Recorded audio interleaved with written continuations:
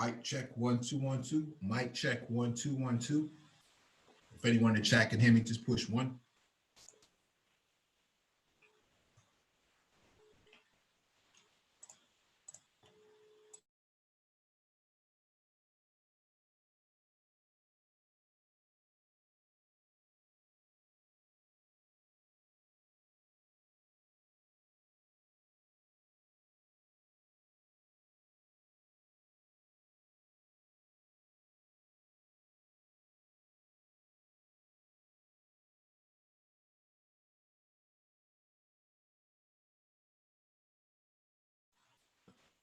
All right, got the confirmation. Thank you for the confirmation.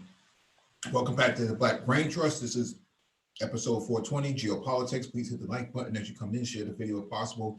Hit that notification bell so you get all the updates from the Black Brain Trust, including those posted on the community tab.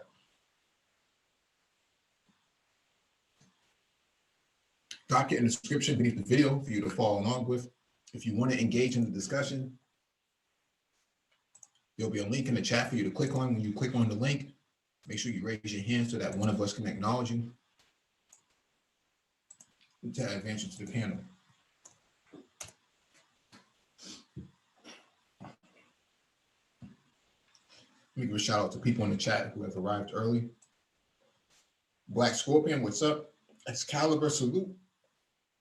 Doug, peace. David Monroe, yo. David Smith, what up? Paul Blunt, what up? Naima Buckner, good evening to you, as always. The lovely Naima Buckner. Gear Z-Net, what's going on? Soldier of TMH, how are you doing?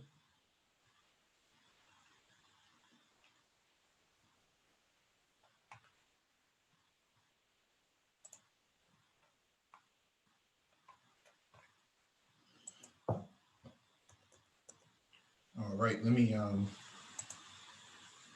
try to get the first item on the docket up and going.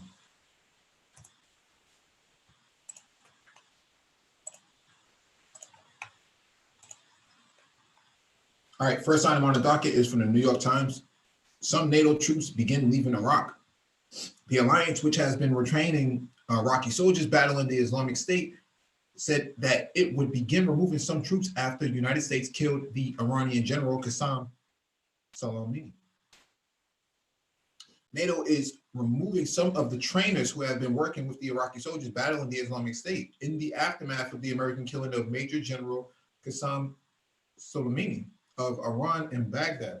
This is behind the paywall. I should probably get a subscription to this. So what's happening here is there are so many different militaries inside of Iraq. It's very complicated. It's almost like a block party. And the Iraqi prime minister said that these people should leave. All foreign troops should leave the soil of Iraq. And so the first, trainers and whatnot, it's easy to deport, to get rid of them. But what happens when you need to get rid of the U.S. military altogether? That becomes a problem. And so U.S. military still remains.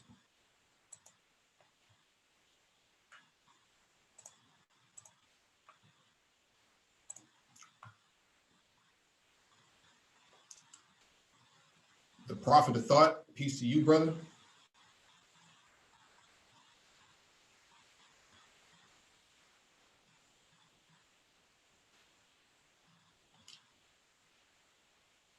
All right, David Monroe. I'm going to speed through these. I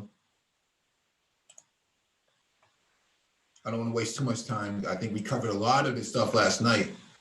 But this is pre-scheduled, so let me just go through it. China bought Russia's S-400 missiles. Taiwan now needs more surface-to-air missiles themselves. The Chinese military's new S-400 surface-to-air missile system can hit targets more than 150 miles away if the reported result of that type of the type's first ever test in Chinese service is accurate. The Taiwan Strait is just 140 miles across its widest point, meaning that in theory, the Chinese S-400s could target Taiwanese warplanes shortly after takeoff. But the short distance separating China and Taiwan works both ways. At the same time that China is fielding S-400s and other long-range surface-to-air missiles, Taiwan is deploying air and surface launch munitions that can target the Chinese missile launchers. The People's Liberation Army's Rocket Force conducted its first live fire drill with its first regiment of Russian-made S-400s in November of 2018, the diplomat reported, citing Russian sources. A Russian-style missile regiment usually includes 2 battalions together processing 16 launches, and S-400 launcher packs 4 missiles at a time. According to the diplomat, a Chinese S-400 intercepted a simulated ballistic target around 250 kilometers or 155 miles away. The Taiwan Strait, separating Taiwan from the Chinese mainland, varies between 81 and 140 miles wide.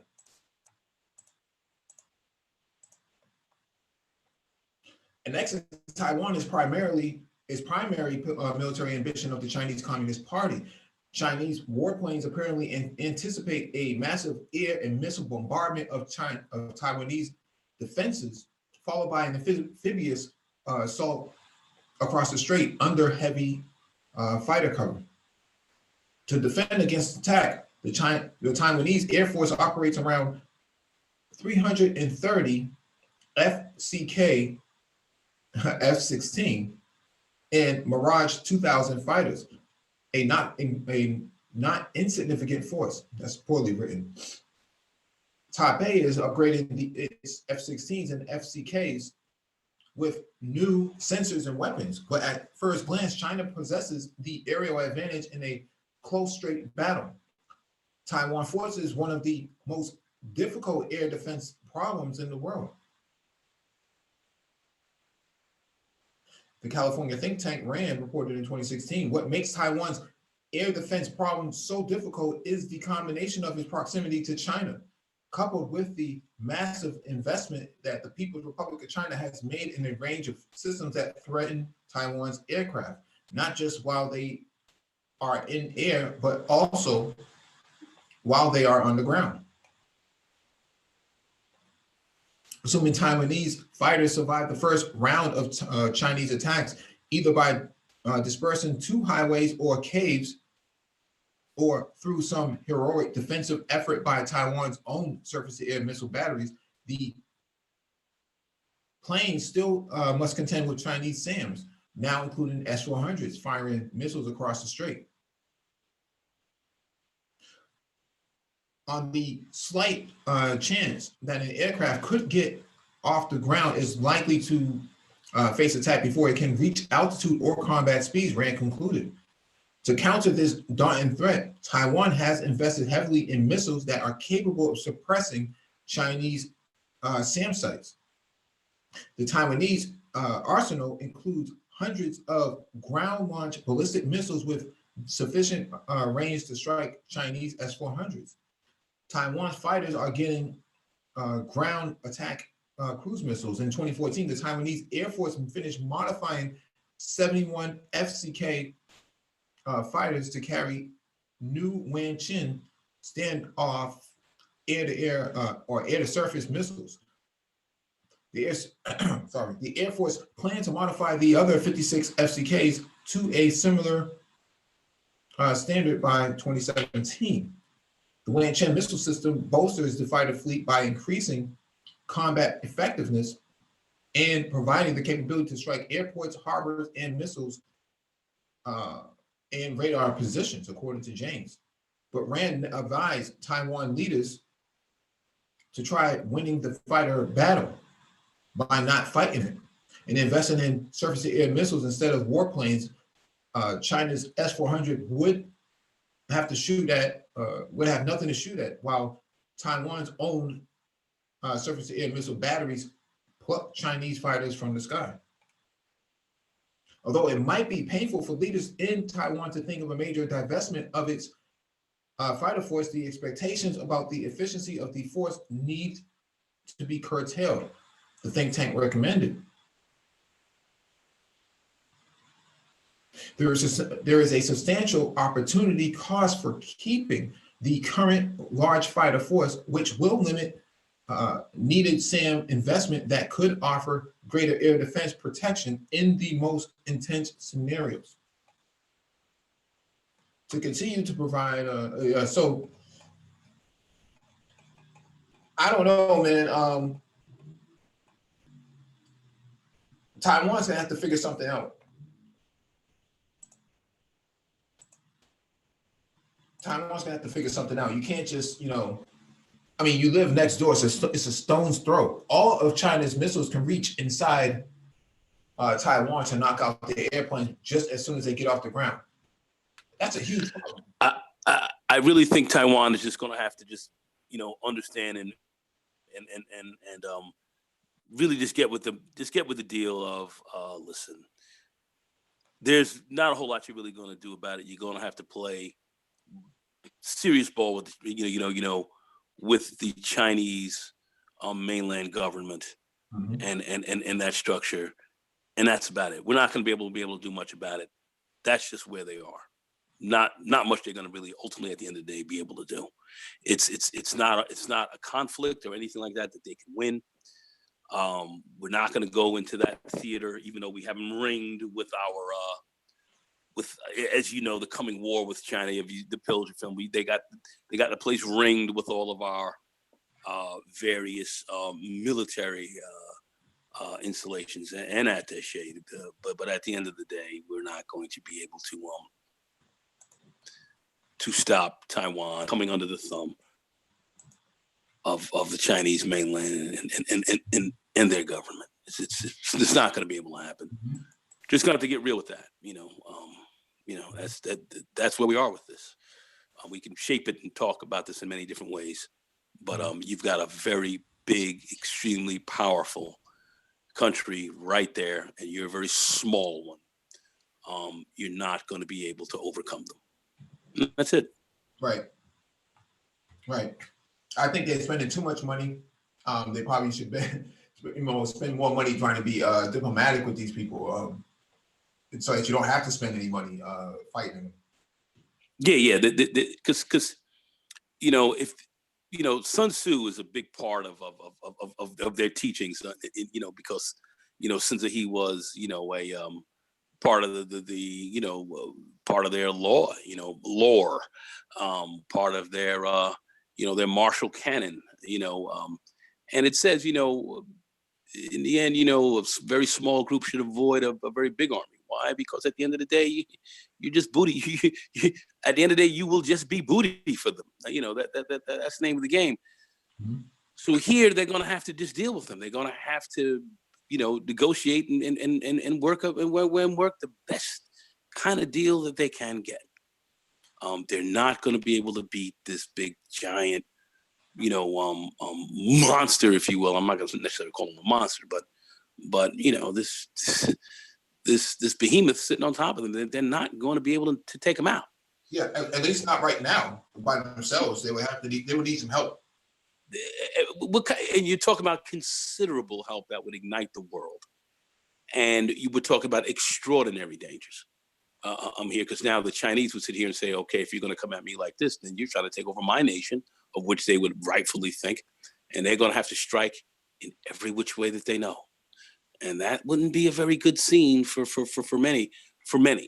So it's not really a very winnable conflict. So just deal with these guys, cut a deal with them, cut the crap.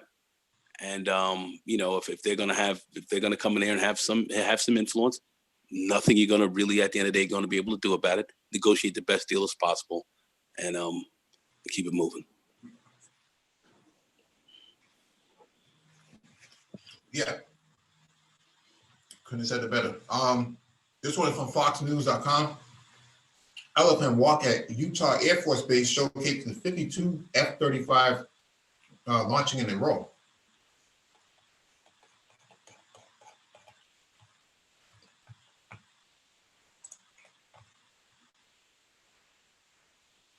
You haven't had a break for so long, Are so you you start kidding me? searching for family vacations. Vacations with Yeah, let's get that.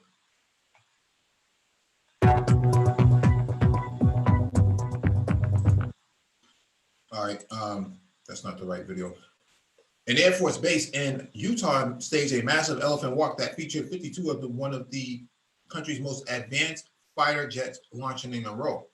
The F-35A2 Lightning fighters were part of the active duty 388th and reserve 419th fighter wings at the Hill Air Force Base in the northern part of the state, according to airforcemag.com. The base is home to 78 of the fifth generation fighters. Today's exercise marks the accomplishment of over 4 years of work, a little over 4 years ago. We received our first F-35. Colonel Michael Ebner, 388th Wing Vice Commander, told the Desert News. We now have our full complement of aircraft, and locally, we turn this into a goal of full war fighting capability. Let me play this clip real quick.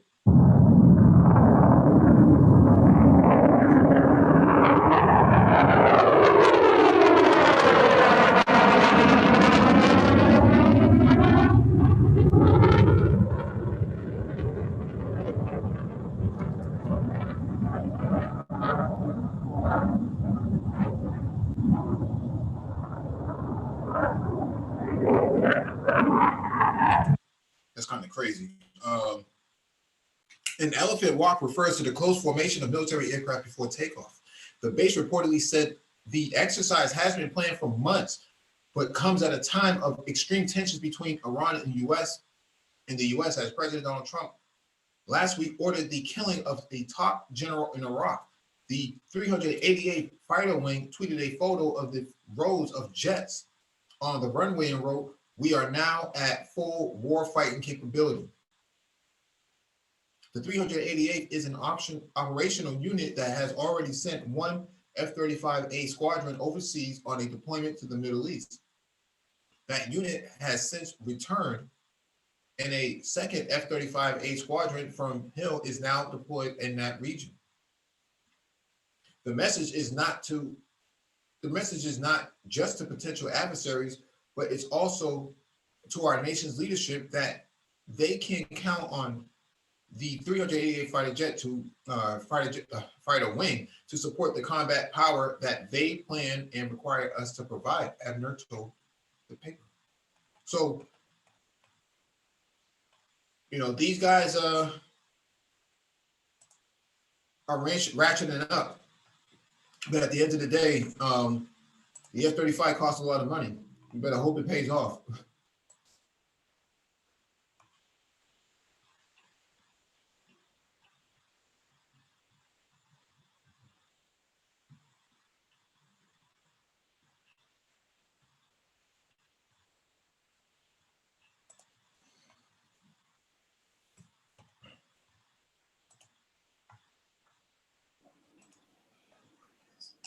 Hey, Mike, Mm-hmm. is this F-35? Is this a really great plane? I've gotten I've looked at a lot of the literature and stuff like that, and I've gotten so much back and forth on this to see whether it's good. Some people say it's good. Some people say it's a turkey.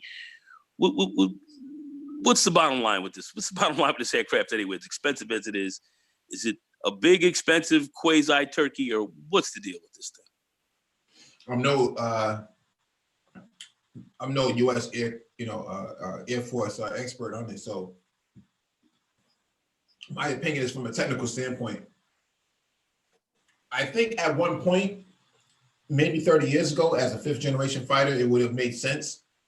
I think now, the technology can be had in the drone. Russia is actually working on a Sukhoi 67 or Sukhoi 70. Yep.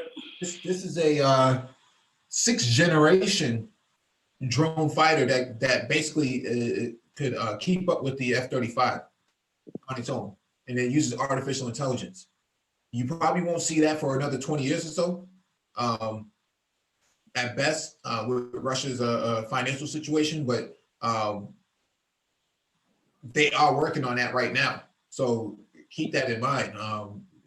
The planes usually last about 50 years anyways. If you think about the F-16, the F-6, or the F-15 for that matter, and the F-14, those things came out in the late 1960s, early 1970s. So you think 35, 40-year time span on the aircraft design per generation is actually pretty long.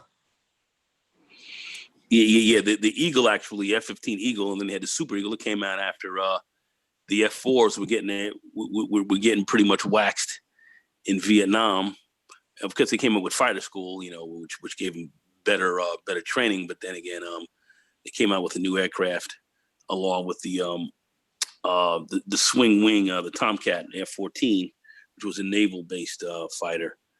All those kind of were all developed, kind of around the same time. But then when they started to come out with the Foxbat, and then they, the Russians, and now they came up with this whole new set of fighters, this Sukhoi 37 and all this, that can do the Cobra maneuver and can spin around and vector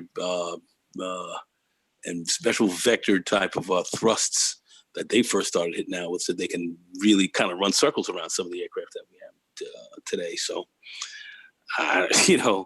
I'm just thinking this F-35 is, I think it was dead on arrival. That's just my take on it.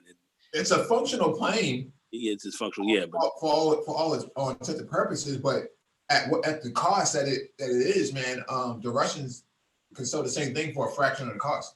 Exactly. They come up with their own plane yet, but they probably don't need to. Yeah, like I'm saying, I'm just thinking, this is this is big expensive plane. I know we're selling a lot of this stuff to we've sold quite a few to our allies and our NATO people, and I think it's a money making thing, but I don't think the plane is that good. Yeah, I don't think it's all cracked. I think it can be knocked out the box easily, and it doesn't have very good. Knocked out of the box. Remember, it's not that stealthy. But anyway, go ahead. Remember when F-35 from Israel went into Syria's airspace? They were able to capture it on radar and actually took a shot at it. Yeah, that's right. They got hit too. Yeah. So I'm not all that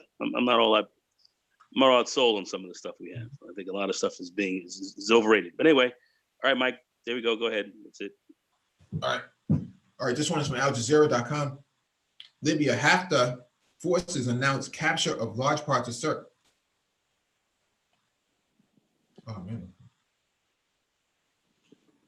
The forces of Libya's renegade General Khalifa Haftar said they have entered Sirte, taking control of large parts of the coastal city.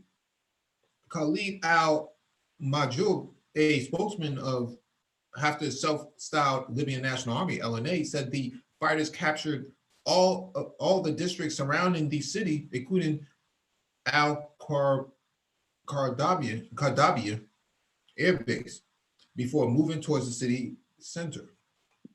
However, Libya's internationally recognized government of National Accord, GNA, rejected the information in a statement referring to it as rumors claiming gangs of militias and mercenaries of war criminal Haftar. GNA said the government forces repelled LNA's attacks, destroying 2 armed vehicles near the east of Sirte.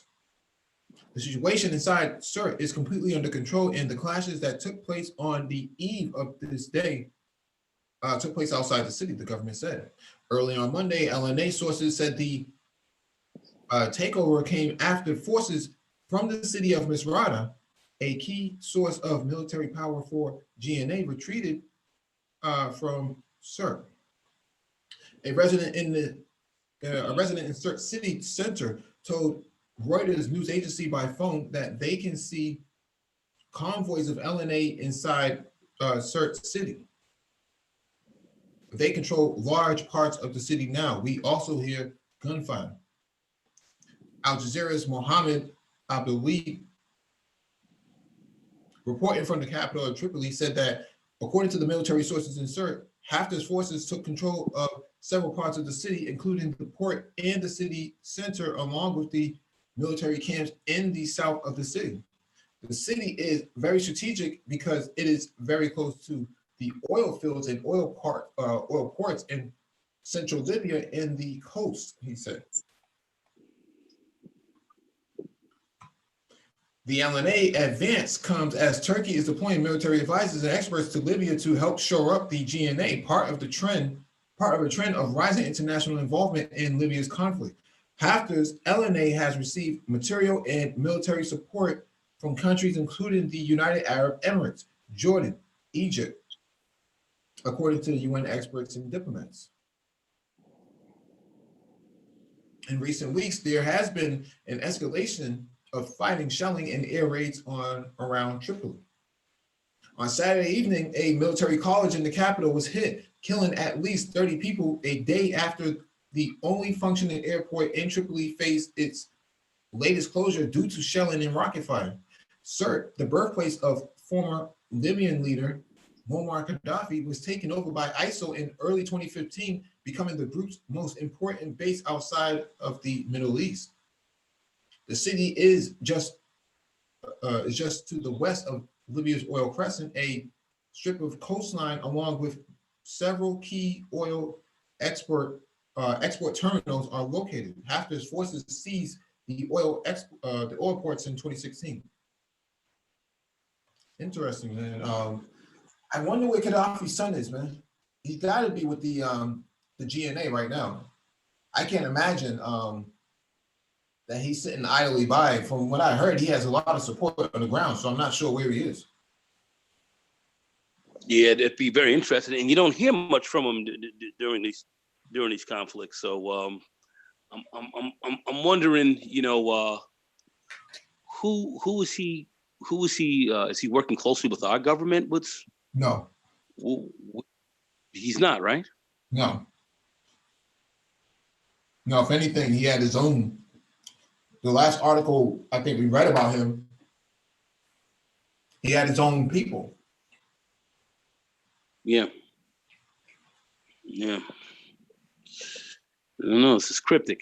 So be interesting because I haven't heard much from him at all. I haven't heard any interviews. I haven't heard much from him at all in the media at all. Yeah, he's alive, but I'm not sure what he's doing. I mean, he's fairly young for his age, man. For his role, he's still in his early 40s. Yeah. Yeah. Yep. Yep. Keep him, for people listening to this, he has a PhD in economics from the London School of Economics. He's no dummy. No, he's a bright guy. And remember, we've said this before. And when they were talking about really getting together an African Union mm-hmm. and really getting a unified currency and the whole deal, that he was really the driving force and really putting that whole idea and that whole kind of structure together. He was that's what he was really about. And his father, of course, adopted that, and got him knocked out the box at the end of the day. But that was he was a big thinker in this.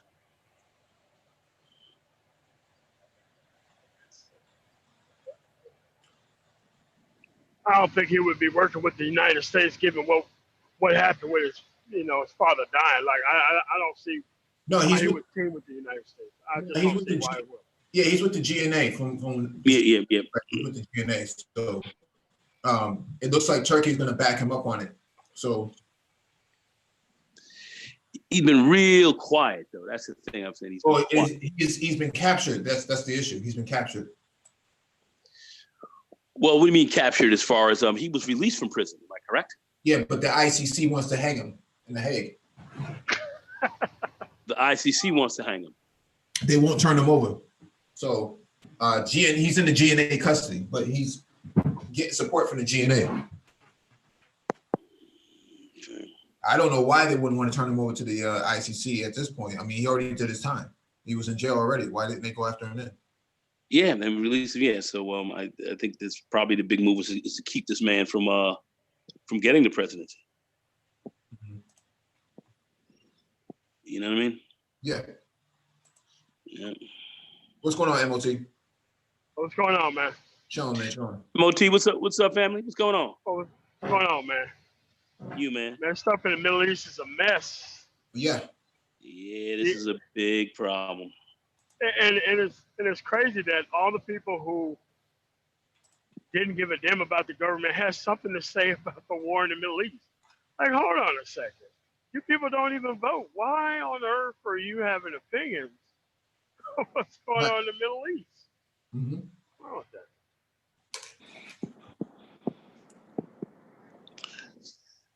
Yeah, you know. It's a mess that it's not going to end well. And as you can see, Israel, the first thing Israel did, like, oh, it's rhetoric, but, backing away from him. I'm like, look, man, this dude was going to sacrifice anybody to get the presidency again. So anybody seems to be the United States military in the area. It's going to end up getting the U.S. what happened to totally withdraw from the area of Iraq. That's what's going to happen. Well, one of the generals I heard was speaking. They were already looking to start to move people out of Iraq now. We're already talking about troop reductions and getting people out of there. Talking about that right now. And there's some big issues because now we're seeing Solomon, who we knocked out. Apparently, he was flying over there for a mission of peace. So it looked like he was trying to work out a peace deal. And he was. Yeah. It's kind of like, imagine like General McChrystal getting like that done to him at like a base in like, I don't know, Iran, where he's over there for a diplomatic mission. Like, come on, man. Like this is ridiculous. Yeah. Or even McManus. Yeah. Mad Dog McManus. Imagine he goes over there. Imagine Lindsey Graham, Yes. He's over there dancing in Syria with the terrorists, or he's in Israel and a nice drone just drops a missile on his head. That's very interesting. But I wonder why he wasn't rolling with enough security, man. That's why it did happen. I mean, dude, this is unprecedented. Like, people are skipping over how unprecedented and dumb this move is. Very stupid. Had one of my boys call me up one morning. It happened. I was getting up early, about 6. He's like, "Yo, call it, yo, man." I was like, oh shit. So this guy follows everything, and I was like, he was the news that morning, man, waking my ass up on this, and I was like, wow, look at this shit. Mm-hmm. So yeah, you got to also look at your allies. Okay, now there's going to be embargoes. Now oil can stop flowing throughout Europe.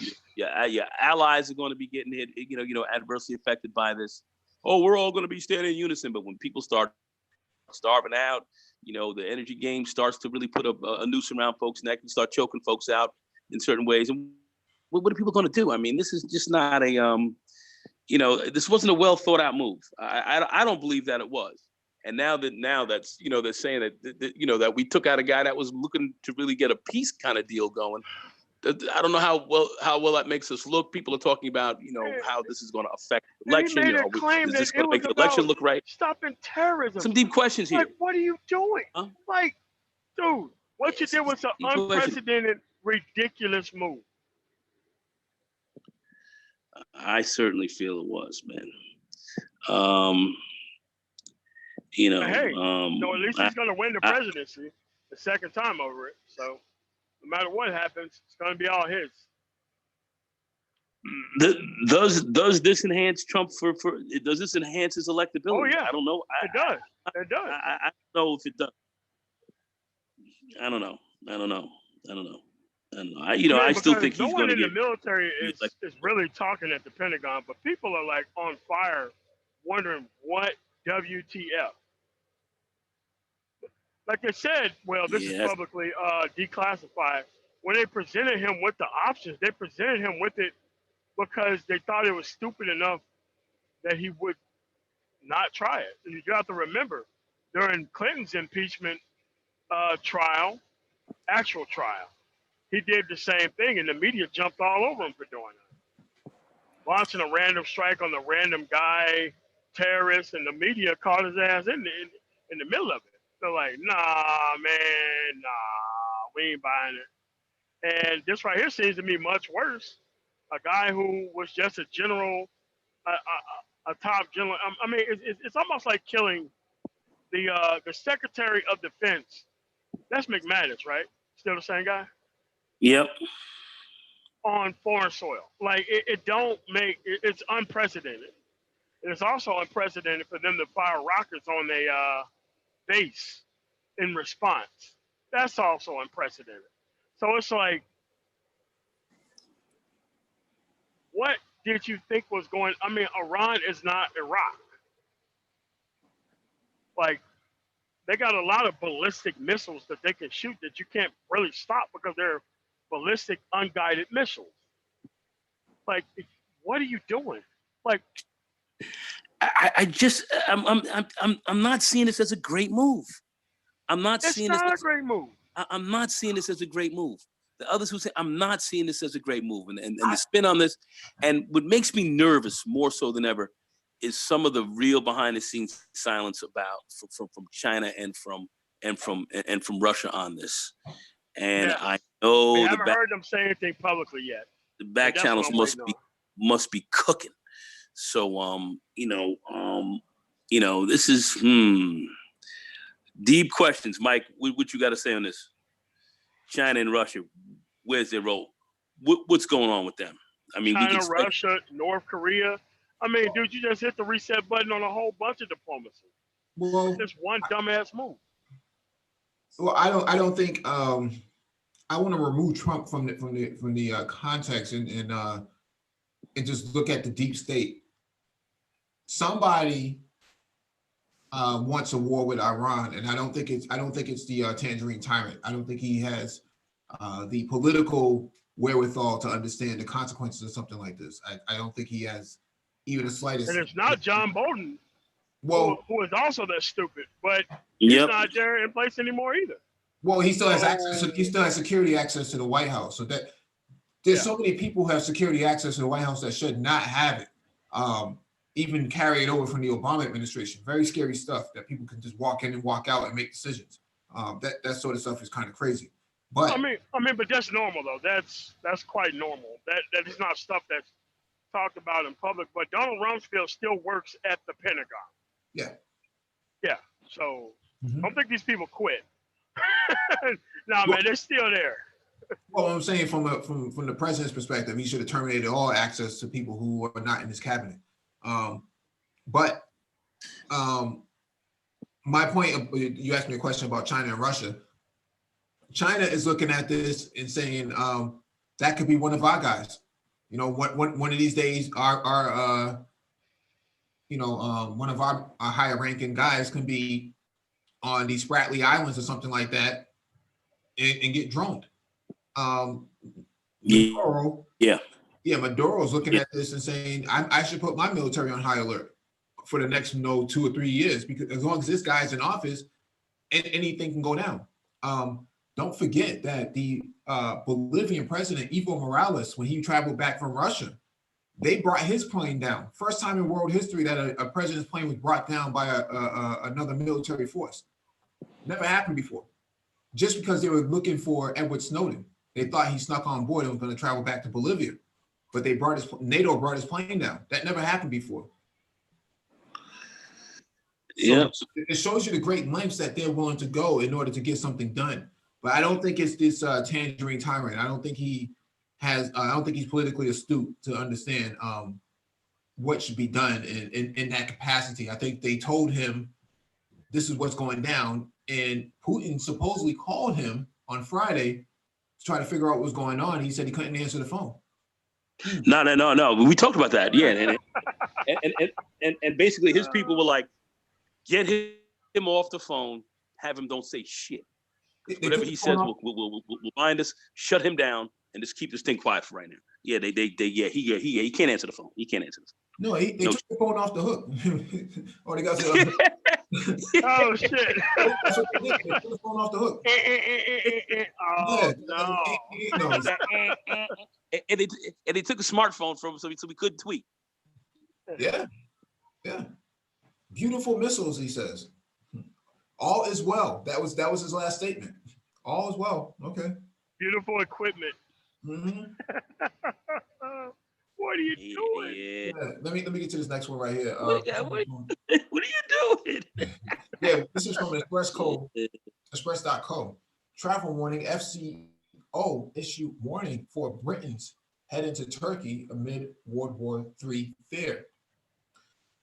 World War III concerns are on the rise following a drone strike by the U.S., which killed an Iranian military leader. Now, tourists traveling to holiday destinations in the surrounding areas are being warned to return home. The FCO has issued a specific warning to those in Turkey.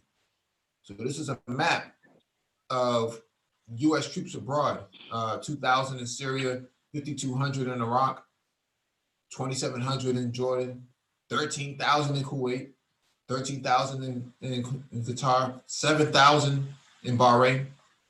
I mean, Bahrain, for its size, man, it has a lot of troops up in there. Which means any one of these clowns can bring down a military aircraft. Like, dude, like, what are you doing? What are you doing? Yeah, I just really think this is really a poor move, man. I'm just looking at this kind of in shock, wondering, well, how is this thing really going to play out? Things got to make sense. You got to add 2 and 2 together to get 4. I'm not getting 4 here, and if this is trying to force Iran to the table to cut a deal, that wasn't the move to make for that. I'm not. But I'm not. Top general on foreign soil in a country that is occupied by your military. Like, not making sense. Not making sense. On a would-be peace mission? Peace mission, fam. No fighter escorts, no nothing. And you smoke this dude. I mean, what are you kidding me?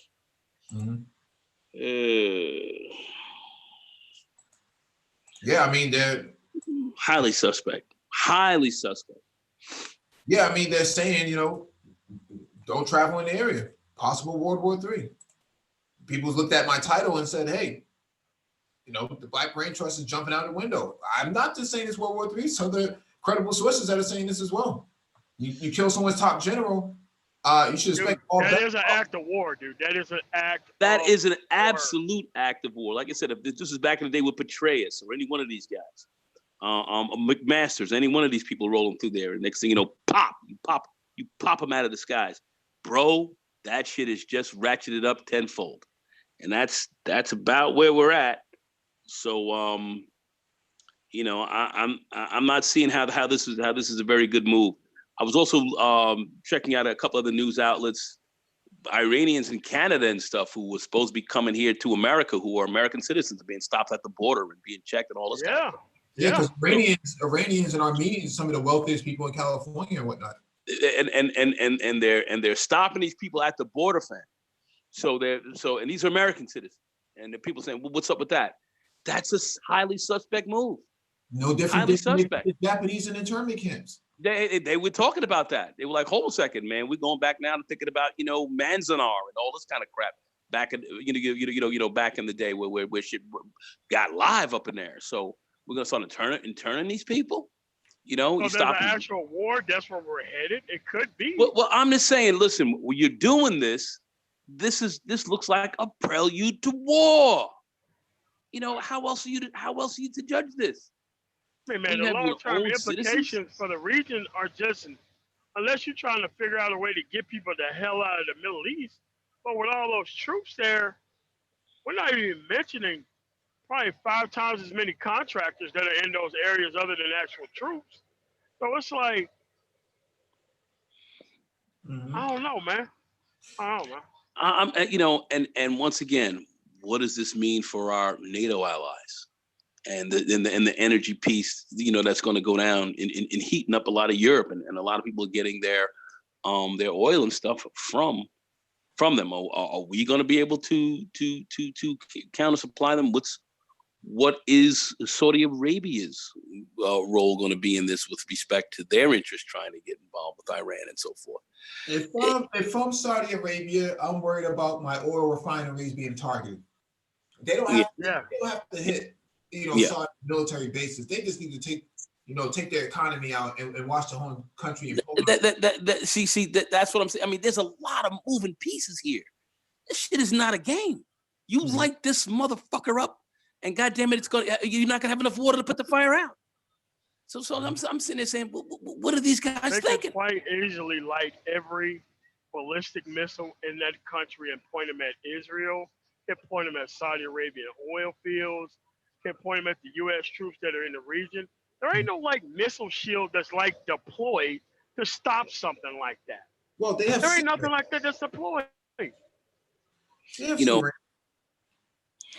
Where are we with respect to the Straits of Hormuz?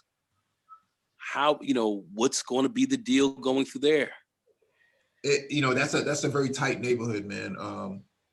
The Russians, the Chinese, and the Iranians last 2 weeks been practicing war games in the Indian Ocean. Yeah. I'm just saying during the strike. So you keep that in mind that they struck them while the Russians and the Chinese and the Iranians were playing war games in the Indian Ocean. And now they just moved all their B-52 bombers to Diego Garcia, which is in the Indian Ocean. So I'm just sitting here saying, man, this is not a game. Yeah, I got a question if I may ask. Go ahead. What do you think that the chairman of Joint Chiefs of Staff and the Joint Chiefs and the Secretary of Defense are talking about right now? Do you think that they will actually do whatever the president says to do? Probably nothing else. Against their competence and their experience. No. Somebody probably did this without their approval because he's known for going around and circumventing the chain of command and having direct people do exactly what he wants them to do. Because that guy doesn't take no for an answer. He'll go to somebody in there who will actually do this dumbass shit. Normal civilians who are actual president, they don't do shit like that. They'll actually listen to the long-term implications in the area. We don't have anybody as president who would actually listen to generals and stuff. Remember, he just let a murderer off the hook. Yeah, this is what I'm and saying. make sure that he stayed in Navy SEAL. So if you think that guy cares about or listens to military leadership, you're dead wrong. This is what I'm saying. So you know who he's acting like, right? Who? Our major nemesis. Our major nemesis. Go ahead. No one other than the Golden Bear. Oh, Putin. He's acting like Putin. He's trying to circumvent. All type of governmental procedures. He tries to write executive orders, and when they tell him he can't write executive orders, he still tries to circumvent. For example, the Pentagon, the Chairman of Joint Chiefs of Staff, and the Joint Chiefs Secretary of Defense. I think the generals are running him on this. These crazy war games that you're doing. What makes you think that? I think the generals are running him on this. Yeah, what makes you think that has anything to do with Putin? Putin is Putin was. I think he's acting like Putin. His move. I don't. Putin is a different character, man. Putin has black temperament. What I'm saying is this: he's trying to usurp any authority and competence and experience that his cabinet has, that his executive branch has, as well as the Pentagon and Secretary of Defense. Yeah, I have to disagree with this. Trump is not. Trump can't emulate Putin. Putin doesn't even act like that when you really think about it. Because if that was the case, Putin would unilaterally just I'm go. saying he's acting like, I'm not saying he's emulating him. Of course he's not. Because he Yeah. doesn't, he doesn't have the confidence to do that to begin with, and neither does he have power. But he damn sure is acting like it because he's trying to do what he wants. He wants to act like he's the only one in charge, and nobody can say anything to him. Yeah, but Russia wants Putin to do that, right? The state wants him to do that. They want, that's what, if you listen to Russian media, especially if it's translated to English, he is highly sought after. He's highly praised for his position by everybody on the ground. So when, of course, he's promising, he's promising to bring back the old Soviet Union, and that's what people want. Yeah, that's a bit of a stretch. This is a bit of a stretch. I mean, he has to. Well, this is what he's talking about, though. Who's that? He has mentioned this himself. No, he doesn't talk about the Soviet Union, but he does. He says that the Soviet Union was the greatest catastrophe in the 20th century. He's right. The collapse of the Soviet Union was the greatest catastrophe for that part of the world, because it was so into. You have to remember that they industrialized at rapid pace, quicker than the United States did. Yeah, this is true. Yeah, so you know, it is a catastrophe for those people to wake up one day and to not have a state, right?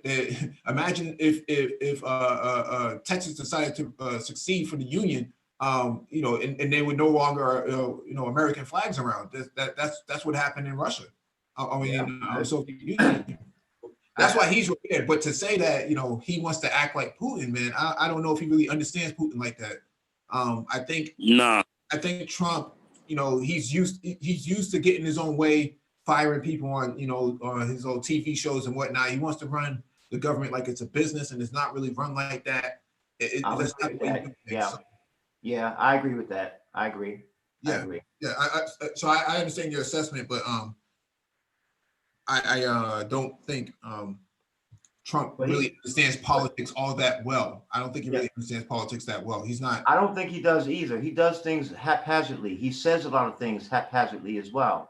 Yeah, he shoots from the hip, and that's part of his problem. That's why these guys have muzzled his ass. And quite frankly, it's the it's the generals who are around him who are kind of running syndicate right now on this. Yep. Oh, indeed.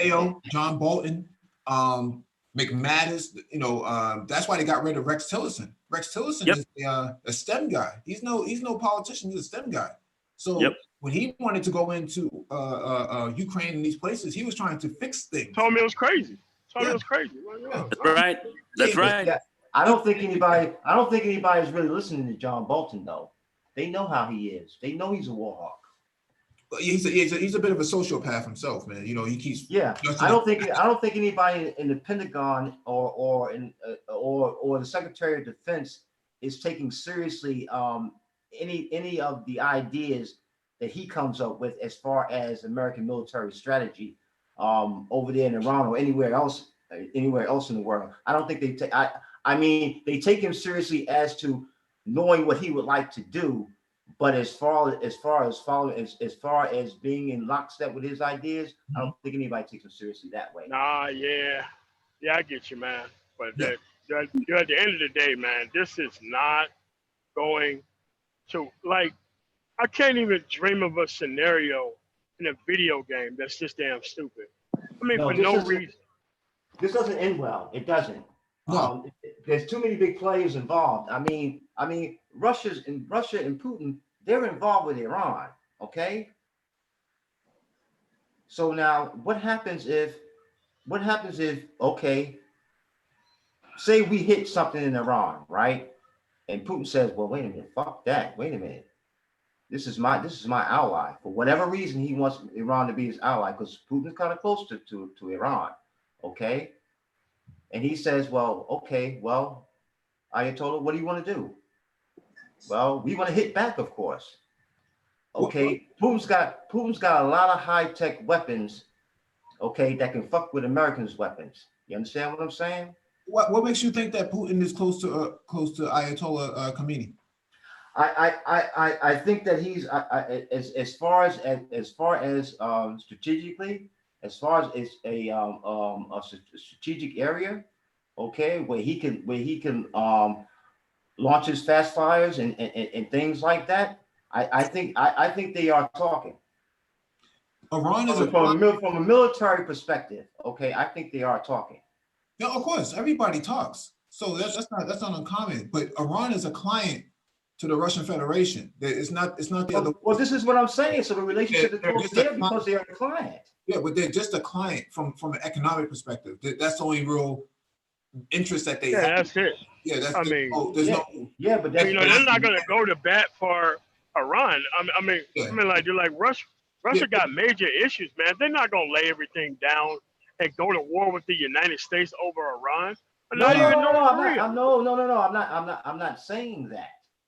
Yeah, but they're not kissing cousins, man. They're not Netflix and chill. That's not the kind of relationship they have. They need Iran to be stable because if Iran falls, they lose a lot of money. It's huge money, huge dollars. Like I'm saying, Russia is the only U.S. government sends cruise missiles into Iran, onto the landmass of Iran. Okay, you don't think Putin's going to do anything? You think Putin's going to stand by and just say, okay, well, this is what's happening. It is what it is. They don't have a military-to-military agreement. The reason why, he's kind of making somewhat of a coaching point here. The only reason why I say, I remember back when we rolled up into Iraq, knocked Iraq out the box, took over there, everything, and Russia was very upset because they had a lot of oil contracts with Iraq and they lost a lot of money. They lost a lot of money on that, and they complained to us about that. And we were supposed to make them whole, and we didn't. So Russia's looking at it again. Russia's got a lot tied up in there. Got a lot tied up with Iran. We know that as Iran got back into Iraq and started to begin to pull their influence and their sway in that country, Russia was kind of like back in business. So now you're going to knock Iran out the box, and they're going to sit back there and do a Netflix and chill game on that. I kind of don't think so. I think that there might be there's going to be some level of a response that's not going to be absolutely favorable for us, I think, from Russia, and this could be a big problem. So I think what he's saying here, his brother here is saying, I don't think he's entirely off the mark with that. I think this is one reason why, because Russia has ties with Iran. I think this is another reason why you don't want to send cruise missiles onto the landmass of Iran, okay? Because you're going to have a World War III if you do it. No, they can defend themselves. Keep that in mind. Iran is not some weak military. They can actually defend. No, they're not. No, they're not. But they're in relations with Putin, though. They're in relations, diplomatic relations, military relations, economic relations with Putin, though. No, not Putin. Putin's going to stand by and say, well, go ahead. Drop bombs on Iran. You're making a mistake by saying Iran has relationships with Putin. It's not Putin that they have a relationship with. It's the Russian Federation. Right. Yeah, it's a difference. Putin is just the figurehead. Who's running the Russian Federation in practical terms? Who's running it? Yeah, but that has nothing to do with Putin. The interoperability of the economic links has to do with the state industries. That's right. That's right. He's right about that. He's right. Who's in charge? Okay, and who's in charge of the state industries? Yeah, but they don't call Putin. They call the Ministry of Finance or the Ministry of Economics. Man, that's who they talk to. They don't talk to. And you think if Putin gives orders to the Ministry of Finance in the Russian Federation, they're going to say, no, we're going to do what we want? No, that's their soft power. That's their soft power. That's how they get into places. They don't want to mess up their soft power. That's their approach. Of course, but it leads back to Putin, though. Keep in mind, it was the Russians. It was Sergei Lavrov who wrote the JCPOA. It was him. It wasn't Putin. Okay, and so do you think that that Putin has any influence over the foreign minister? That foreign minister is probably one of the best foreign ministers in the last 20th century, probably next to Churchill. I'm asking you do you think Putin has any influence over him? No. You don't think so? No. Sergei Lavrov is probably one of the best since Henry Kissinger. Henry Kissinger had more influence over Nixon than Nixon had over Henry Kissinger. I would Yeah. agree. I would agree with that. Or even as strong as Andre Gromyko was, if you guys remember him. Yeah, So, absolutely. Yeah. So it's not as black and white and as simple as you're making it. That, Well, no. I mean, I'm generalizing, man. I know I don't know the details about it. I don't. Absolutely. That's why I'm asking you a question. That's why I'm joining this conversation. Yeah, You know? Excuse me? I said that's why I'm joining this discussion here, and I'm asking questions of things like that because I know I don't know the details. I know I'm generalizing. When I generalize, of course, there's always a risk of oversimplification. We understand, brother. We understand. Let me get to this article. We got like 3 or 4 more to go. So Okay. all right, next one is from CNN.com. John Bolton says he is prepared to testify in Senate trial if subpoenaed. Snitch. Former White House National Security Advisor John Bolton said Monday he is willing to testify if he is subpoenaed in the Senate's impeachment trial on President Donald Trump. Bolton issued a statement Monday after the courts did not rule whether he would be compelled to testify during the House's impeachment proceedings, saying he was trying to meet his obligations both as a citizen and as a former national security advisor. Accordingly, since my testimony is once again at issue, I have had to resolve the serious competing issues as best I could. Based on careful consideration and study, Bolton said, I have concluded that if the Senate issues a subpoena for my testimony, I am prepared to testify. Bolton is potentially a crucial witness as he had firsthand knowledge of many of the events that formed the White House's impeachment of the president over the dealings with Ukraine. The House sought his testimony, but ultimately never subpoenaed Bolton. And Democrats withdrew their subpoena for his former deputy after it was challenged in court, as Democrats wanted to move forward with their impeachment probe and not wait for the court's decision. That's right. Now, why wait for the legal arm to make that decision? Bolton's statement is likely to put new pressure on Democrats on Senate Majority Leader Mitch McConnell to allow witnesses in the Senate trial, which Senate Democrat leader Chuck Schumer and Democratic House leaders have pushed for. It is now up to 4 Senate Republicans to support bringing Mr. Bolton and the other 3 witnesses as well as the key documents we have requested to ensure all the evidence is presented at the onset of a Senate trial, Schumer said in the statement. Given that Mr. Bolton's lawyers have stated he has new relevant information to share, if any Senate Republican opposes issuing subpoenas to the 4 witnesses and documents we have requested, they would make absolutely clear that they are participating in the cover. See, this is I'm not going to read the whole thing, but this is a weak sauce, man, for lack of a better description. If you think that the Republicans are going to impeach their own guy, they don't want Bolton testifying at all. But if he's subpoenaed, he already said, if he stated that if I'm subpoenaed, I feel compelled to testify. I'll testify. If he testifies, I mean, but which way? I mean, that shit's gonna blow up. It's gonna be hot in the Senate. No, he's not. Regardless if Bolton snitches or not, Republicans are never going to impeach their own guy. They're not going to impeach their president. They're not going to do that. If they that's not going to happen. Who's walking around here with the political naivete thinking that this is what these guys are getting ready to do? You're not going to see that go down. I don't think so. But the thing about it is that are there any charges? Because the thing about the it trial is going to be so bad that it's going to cost a lot of people their seats, but the president is going to be saved. The president's going to be saved. You're going to have over 20 senators, Republican senators, sit down and say this guy's got to go. All right. Now, let me say one other thing very quickly. The president, in this respect, he's been smart as far as like any other president who gets into that seat. He takes care of the people that he's got to take care of. All right. He's fundraising for those people on the next round. Okay, these tax incentives and everything else like that. He's taking care of the people he's got to take care of. He's done that. He's in with them. He's in. This These man people is in gonna with them. Stay Okay, there. so Are there they're any like, charges against? Are there any we're charges like, against we're the happy. president now? I got a We're happy question. with things. I got Huh? a question. Are there any charges against the president now upon which he can be convicted after his first term in the court of law? Yes. No, Yeah. I mean, you could say yes, Yes, or they're there going to come to are. the fore. Yes, No, there are. they're going to And come if they to the take him fore. to court, guess what? That's a legal trial.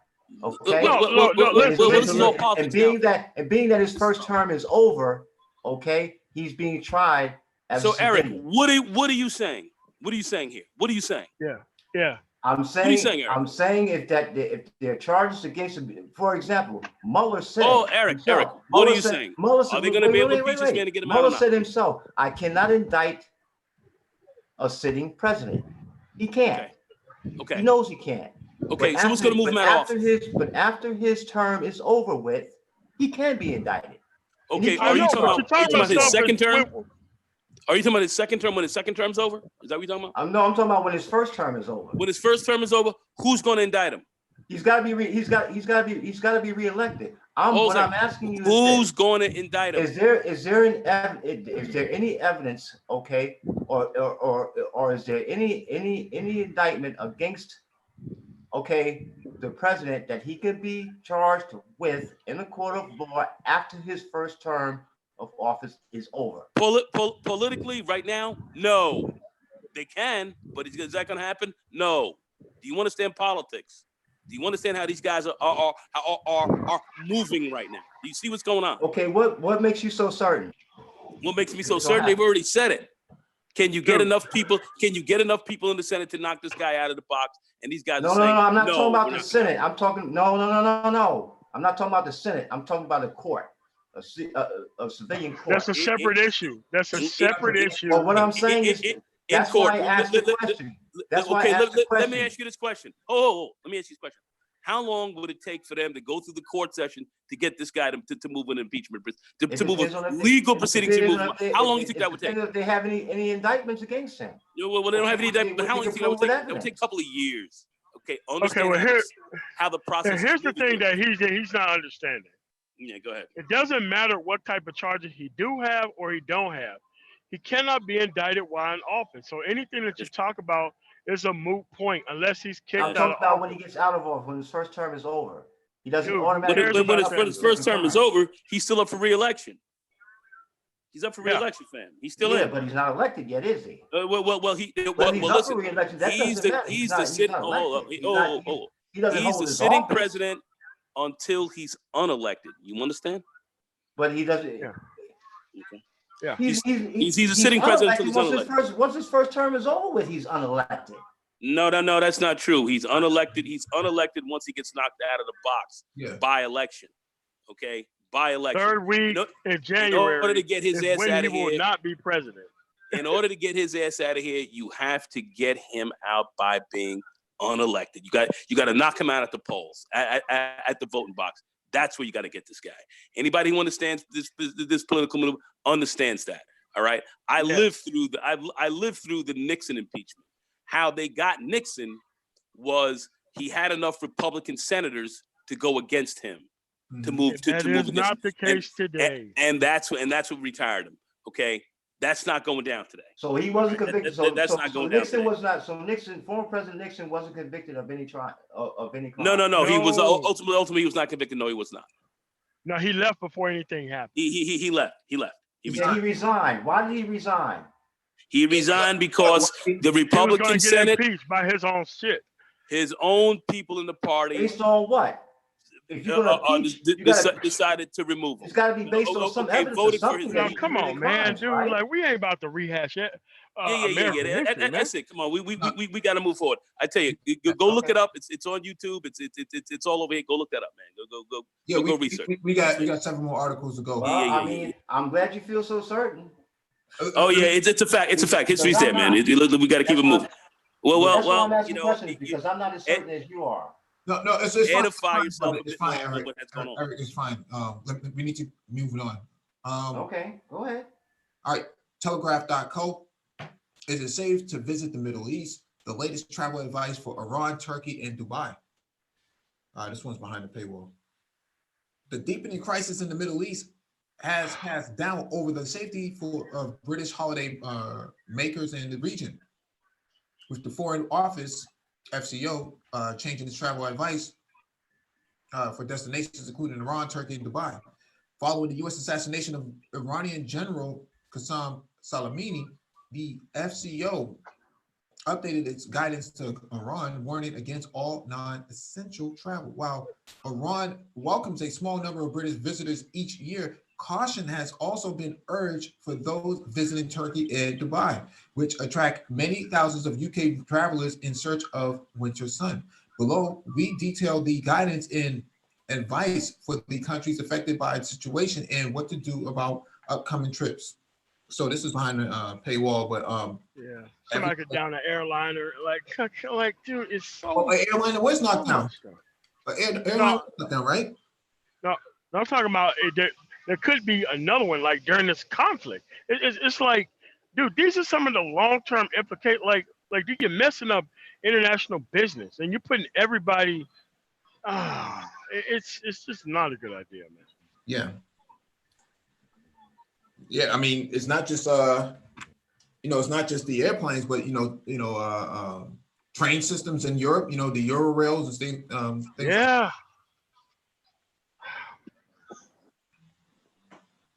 Oh, let me find the next article.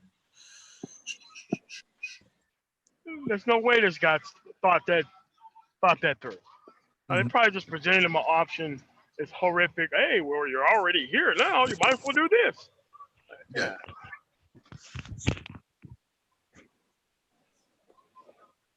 All right, this one is from CNN.com. Harry and Meghan say they are stepping back from the royal family. The palace says it's complicated. She's not happy. Being a bed witch doesn't pay. Doesn't pay. The Prince Harry and Meghan, the Duchess of Sussex, IBW. say they are stepping back from their roles as senior members of the British royal family and plan to work towards becoming financially independent, the couple announced on Wednesday. After many months of reflection and internal discussions, we have chosen to make a transition this year. They wrote on Instagram explaining that they hope to carve out a progressive new role within this institution. We intend to step back as senior members of the royal family and work to become financially independent while continually to fully support Her Majesty the Queen, they said.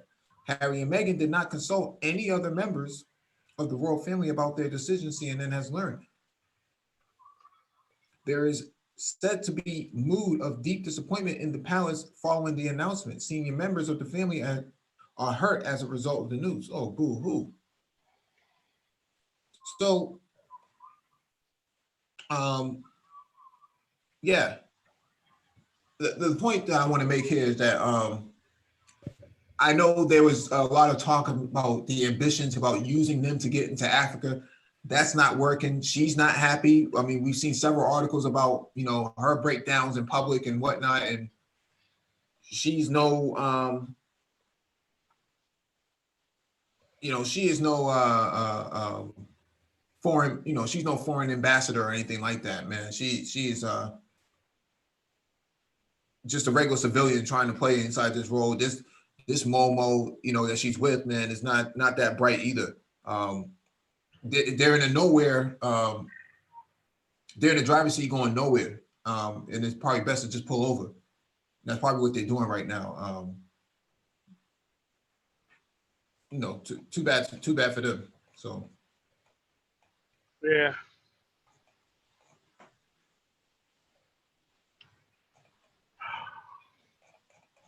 maybe they'll get old girl.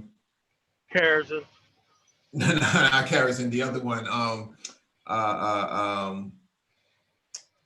Damn, what's the chick that does who speaks for the right wing? Colorism. Oh. Damn, what's her name? Starts with a C. Candace Owens. Yeah, Candace Owens. Thank you. They'll probably replace her with that, man. So.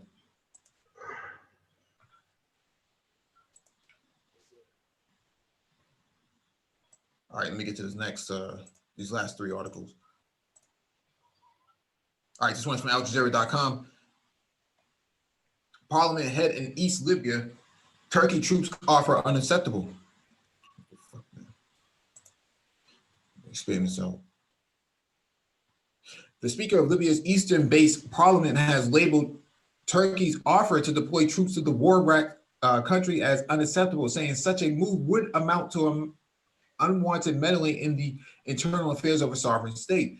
At a joint news conference with his Cypriot counterpart on Saturday, Arguella Saleh of the House of Representatives said Turkey's actions were ratcheting up tensions and destabilizing the wider region. Saleh and Cypriot parliamentary speaker Demetrius also reiterated their condemnation of a maritime border agreement that Turkey signed with Libya's Tripoli-based government of national accord, GNA, which has not these fucking advertisements. Which has not been ratified as necessary by the Libyan parliament as a flagrant violation of international law that's devoid of any legal basis. Libya has been in turmoil since 2011 when a NATO-backed uprising toppled longtime ruler Muammar Gaddafi.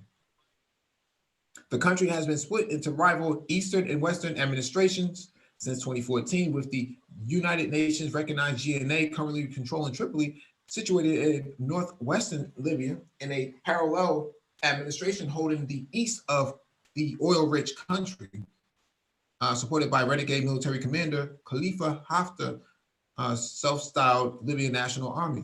Since early April, Haftar has waged a military campaign against the GNA, which he accuses of harboring terrorist elements, but the offensive has so far failed to break through the Tripoli government's defenses. So Turkey planned this out correctly. For those of you not understanding, Turkey did not have an aerial defense system. They were pretty naked. And so they were desperate to get that Russian S-400 missile, surface-to-air missile system in place as soon as possible so that they could actually make a move into Africa. They needed that in place. Had they made this move early, then Greece would actually be able to come in there and take out all of Turkey's land warfare capabilities. They wouldn't have shit. And they know that. They were pretty naked. So now that they got the S-400, they're making their moves into Libya, and then they'll probably make a second move into Yemen and take control of that area. Doesn't surprise me at all. Surprise me either. Because Saudi Arabia and Turkey are not friends at all. In fact, they're adversaries for all intents and purposes. So Turkey wants to be the Middle Eastern or the well, at least the Middle Eastern Muslim empire, and that's not consistent with the two holy Meccas, the two holy mosques in Mecca and Medina. So no, and remember, one is practicing a very extreme form of Islam, which is Wahhabism, which is a bit different than what the Turks are from a more secular perspective. It's a different game. There's some rather significant interests between how these different nations that are so-called Muslim, their view on what they're actually practicing. You know, of course, we know the Sunni and the Shia and everything else like that, but Wahhabism is a different game. And some people find that as a very extreme form, and that's not totally accepted around the Muslim world as well. So there's some issues. There's some big issues there, and Turkey, with respect to Saudi Arabia, I believe Turkey would wax that ass if it was a 1v1 type of deal. So I don't think that would be it. Turkey was like the leader of the Islamic world up until I think the Ottoman Empire ended. Well, that was the Ottoman Empire. Was originally. So that, I mean, they were pretty much the top of the Islamic world for 1,000 years or so, maybe 500. Yeah, for years. sure. So it's like the Saudis are kind of, the Turks want their spot back, is what I'm kind of saying. They'll Oh, never, I've been saying that. I've been saying that for a minute. But they'll never get but, that you know, spot there are back. those who don't. I don't think. Yeah, they'll never. It'd be really tough. It'd be tough. Yeah, but But I think they militarily, want to reel Neil as much of that as possible. yeah, but Go ahead. militarily, they'll never be able to hold it. They just don't have that capability. No. Well, Not the old, no. not the old Ottoman Empire. No. No, What you But just they would said like to about reel as much of it as possible. what you just said about Saudi Arabia, like 1v1 against Turkey, I would probably bet on the Turks because the Saudis aren't really fighters, man. The Turks fight Yeah, warriors. that's what I said. I said they would wax that ass. They would wax. Oh yeah, quick. Yeah. Oh yeah. find that 1-1, I would agree. Yeah, Saudi Arabia is a very unstable and fragile state. If you have Yemen guys in sandals That's right.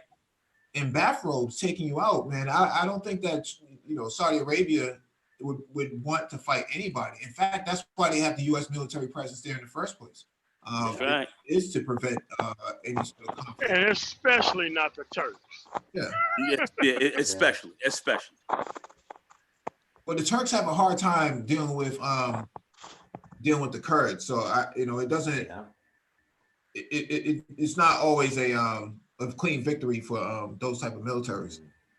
I would agree. Yeah. I don't really think that Turkey would go into Saudi Arabia like that with the U.S. presence there. No, they won't. But the problem is that there's other conventional means that they can actually use to cause disruption to Saudi Arabia's economy. Keep in mind, if Saudi Arabia's economy collapses, man, the whole state falls apart overnight. They can't risk something like that. Because everybody, their population is mostly, I think there's 70 or 75% of the country is all sand anyways. Everybody is kind of concentrated in those small little urban centers. So if they can't eat, man, if Saudi Arabia can't feed its people, they're screwed. I agree. But you have to and plus you have to the stop royal that oil family flow though too. Yeah, but the royal family's got political problems too. You're right about the oil flow. There's no question. Yeah. But they've got political issues. There's some splits in that family. They can get knocked out of the box, and they're worried about it. And Turkey could play a role helping to topple that family. And they ain't looking too good after what's been going on with the Yemenis, and they're taking a bloody nose behind that. Yeah. And, there are a lot of questions about these cats. So that monarchy in itself is it's weak. It's weak. It's really weak. It's been weak. Yeah. But I only say that because they are being backed. They are being backed by U.S. military forces because of that black gold. That I don't think Turkey would just run into there like that militarily. They wouldn't need to. That would be an issue. They wouldn't need to. Yeah. There's no need for it. Makes sense for them to try that anyway. What would they gain from trying to conquer Saudi Arabia physically? Like you have to go through so much other territory before you even get to them. Yeah. Yeah, it wouldn't be sensible. That wouldn't be sensible. No, you would lose so many soldiers in that sort of weather. It wouldn't be worth it. Yeah. That's what happened to Egypt when they went to war with Yemen. They lost 30,000 soldiers in 1979. That's not something. No one wants to go into something like that. And what do they call that war? They call that Egypt's Vietnam. That's what they call it. Well, that's another thing about these Arab states, that especially the oil-rich states, because they're so oil-rich, they effectively operate like welfare states, because a lot of the royals and the people connected to the royals, they can get like cushy state jobs, or they get like sort of a state level stipend or something like that. And a lot of the day-to-day grunt work that is like what would be America's blue collar base, the guys who would probably get rounded up and drafted into a war, the guys that be on the front line in Vietnam, they don't have the same kind of pool of those guys, because a lot of that grunt work in the regular life of the country is being done by like foreigners and essentially a slave labor base. So just on a social level, they don't have the same fight that a lot of these other countries have. That's why they get their asses kicked in a place like Yemen, because the Yemenis are still hungry and they're still fighting. Yeah. Yeah. Well, Yemen's not an easy place to fight, anyways. Well, the Yemenis, they got a lot to lose. They lose their country.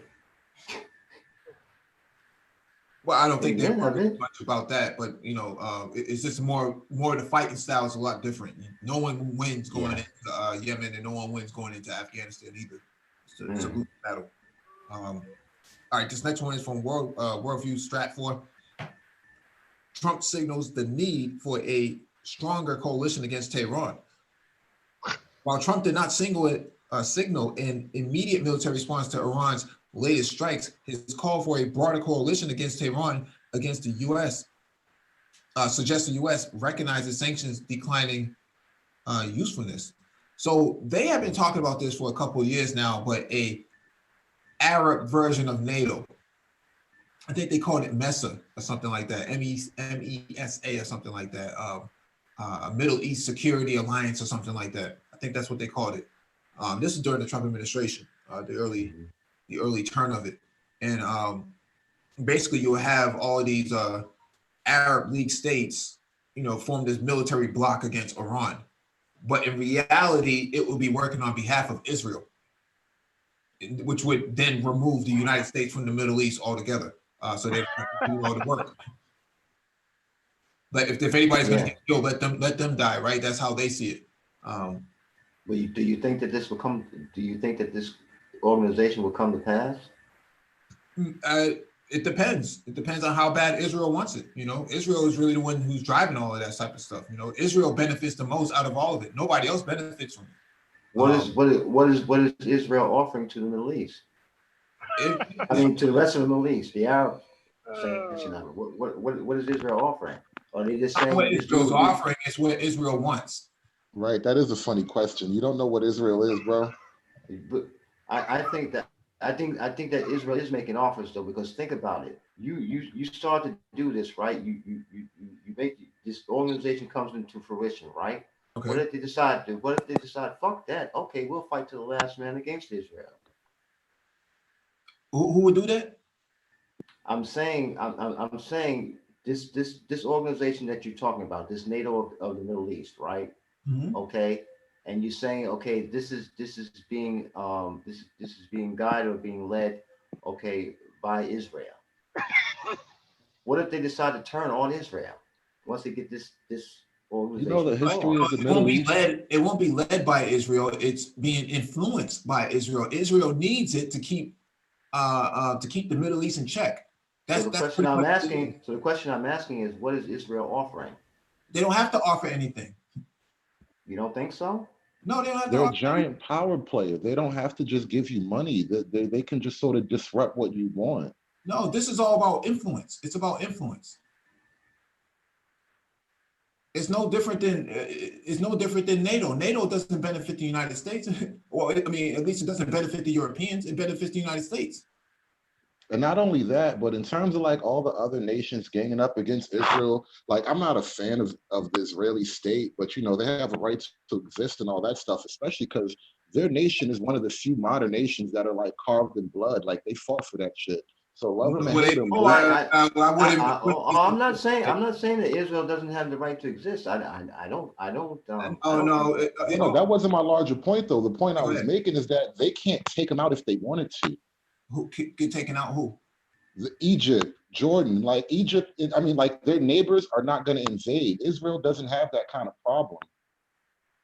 Yeah, actually, they do. Israel is very fragile, which is why they need, a security architecture like a NATO. Israel is very small. It's not fragile. Egypt is fragile.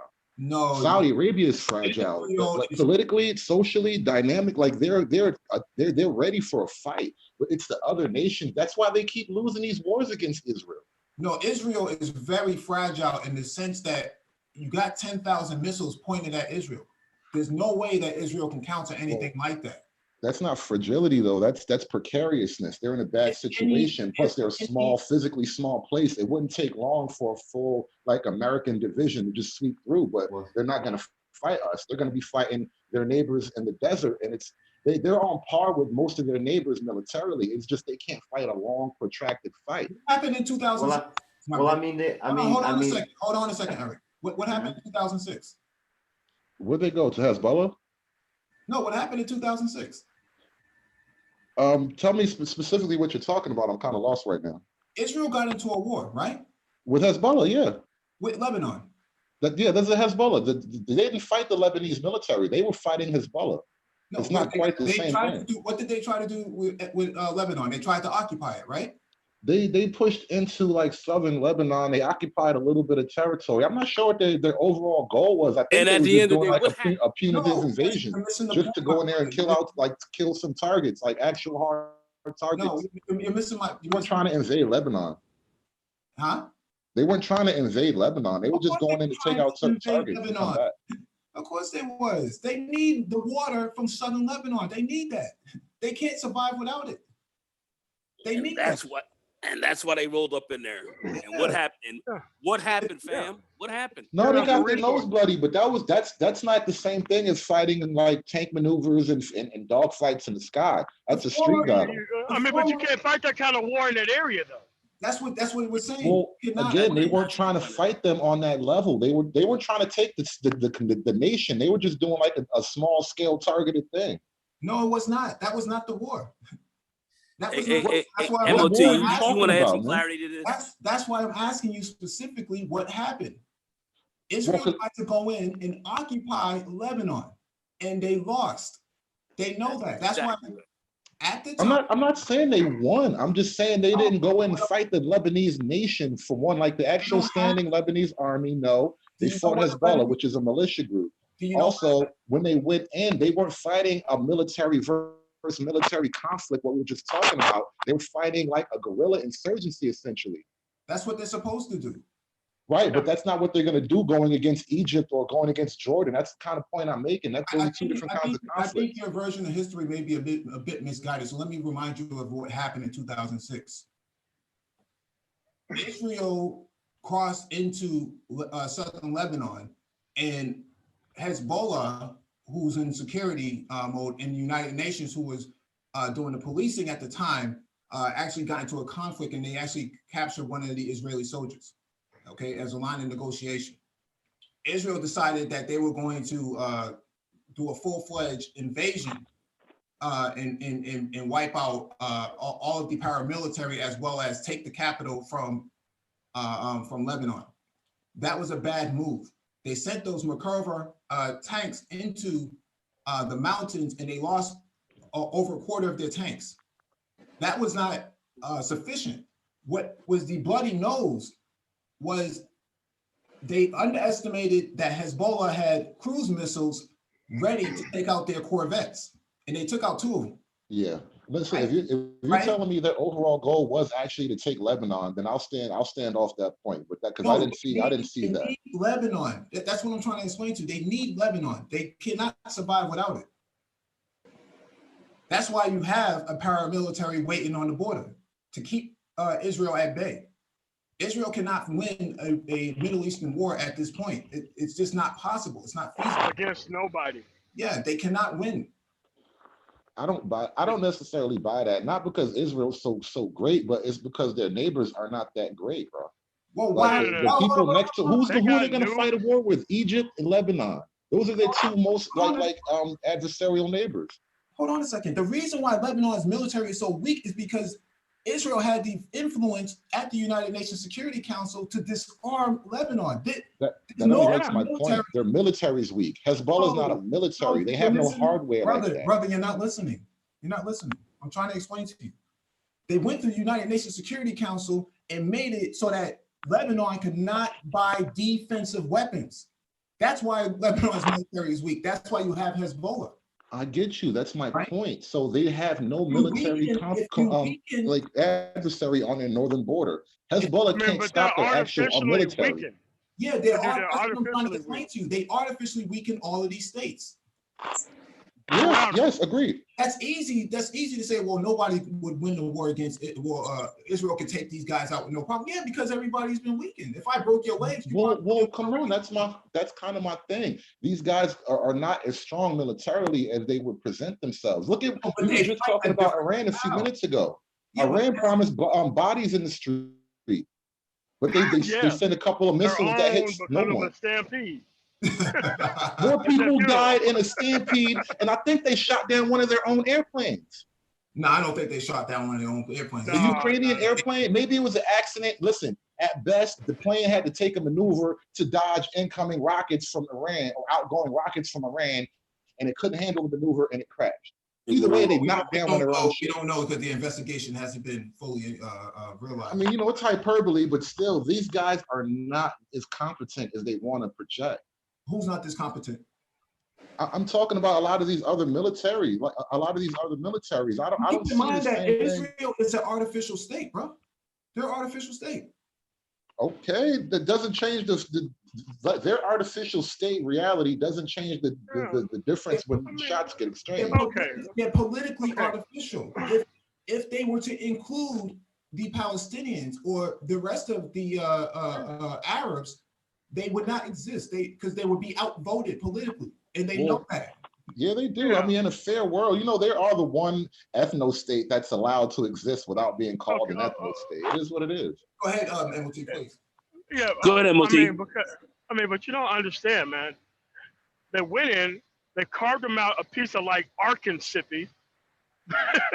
like the difference between like Mississippi and Arkansas, and they just gave them the fucking state. That's it. The shit's artificial.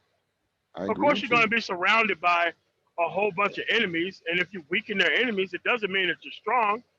Especially when you get $2 billion worth of U.S. aid every year, you got nuclear weapons and up-to-date aircraft, and they still would get their ass whooped in a ground invasion. So it's like they're not. If you actually read Israeli news, you would know that they have a high suicide rate in their military after every conflict, and number two, the last fight that they got into, their soldiers actually ran back across the border. They were cowards. Okay, this is very important for you to understand, because if you're talking about getting into a military conflict, they would not be able to sustain themselves. That's kind of what I was saying from the beginning. They can fight a short sure? war and they can stand off, but they won't survive a protracted conflict that goes on for 2-3 years, because they'll run out of manpower and material after a while. But the idea that, you know, they'll just get invaded, it hasn't happened for a reason. They didn't get invaded when they had almost no U.S. backing. This was like going back to the 40s, the 50s and the 70s. There was no Israel. They actually fought for theirs, and they held off. there was no Israel. There was no Israel back then. Well, what year was the Israel state founded? 1950 something? No, it was 1948. But the last time they got invaded was in 1973. The only reason that the only two reasons as to why they were able to survive was because the United States came in at the end, and number two, the Arab militaries were too incompetent.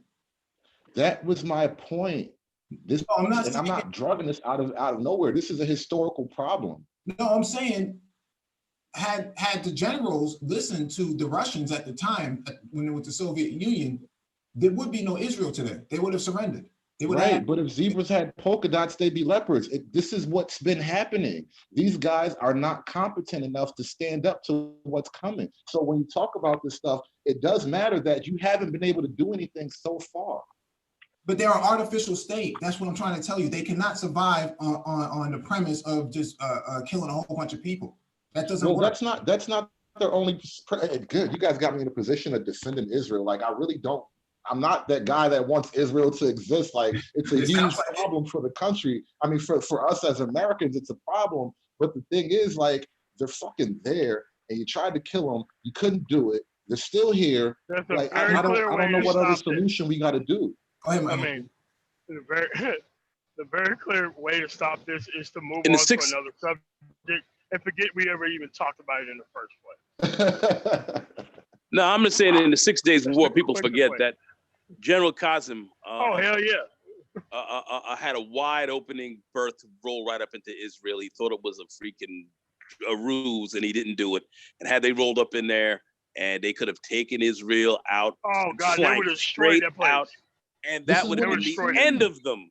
Oh, okay, it would have been the end of them. So they made a couple of tactical where they had a wide open berth to go in there. So Israel can be taken.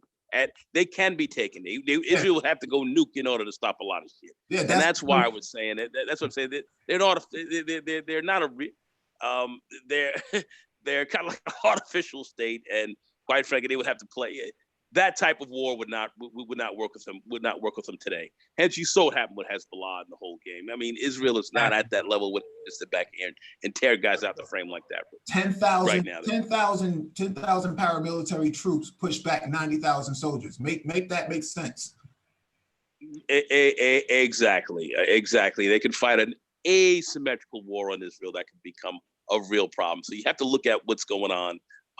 They're not reaching this. Why Israel has got to play some of the games that they're currently playing. I just want to say, MOT. So you aware of the whole General Qasem deal and all that, right? Yeah, man. They could have taken it. Israel could have been taken out back. It could have been taken out back in '68. It could have been taken out a long time ago. Yeah. But they weren't. So let's keep things in its proper perspective. There we go ahead, fellas. Yeah. Let me get to this last one. This one from Asian Times. Soleimani got personal. Should China worry? Yeah, I would say so.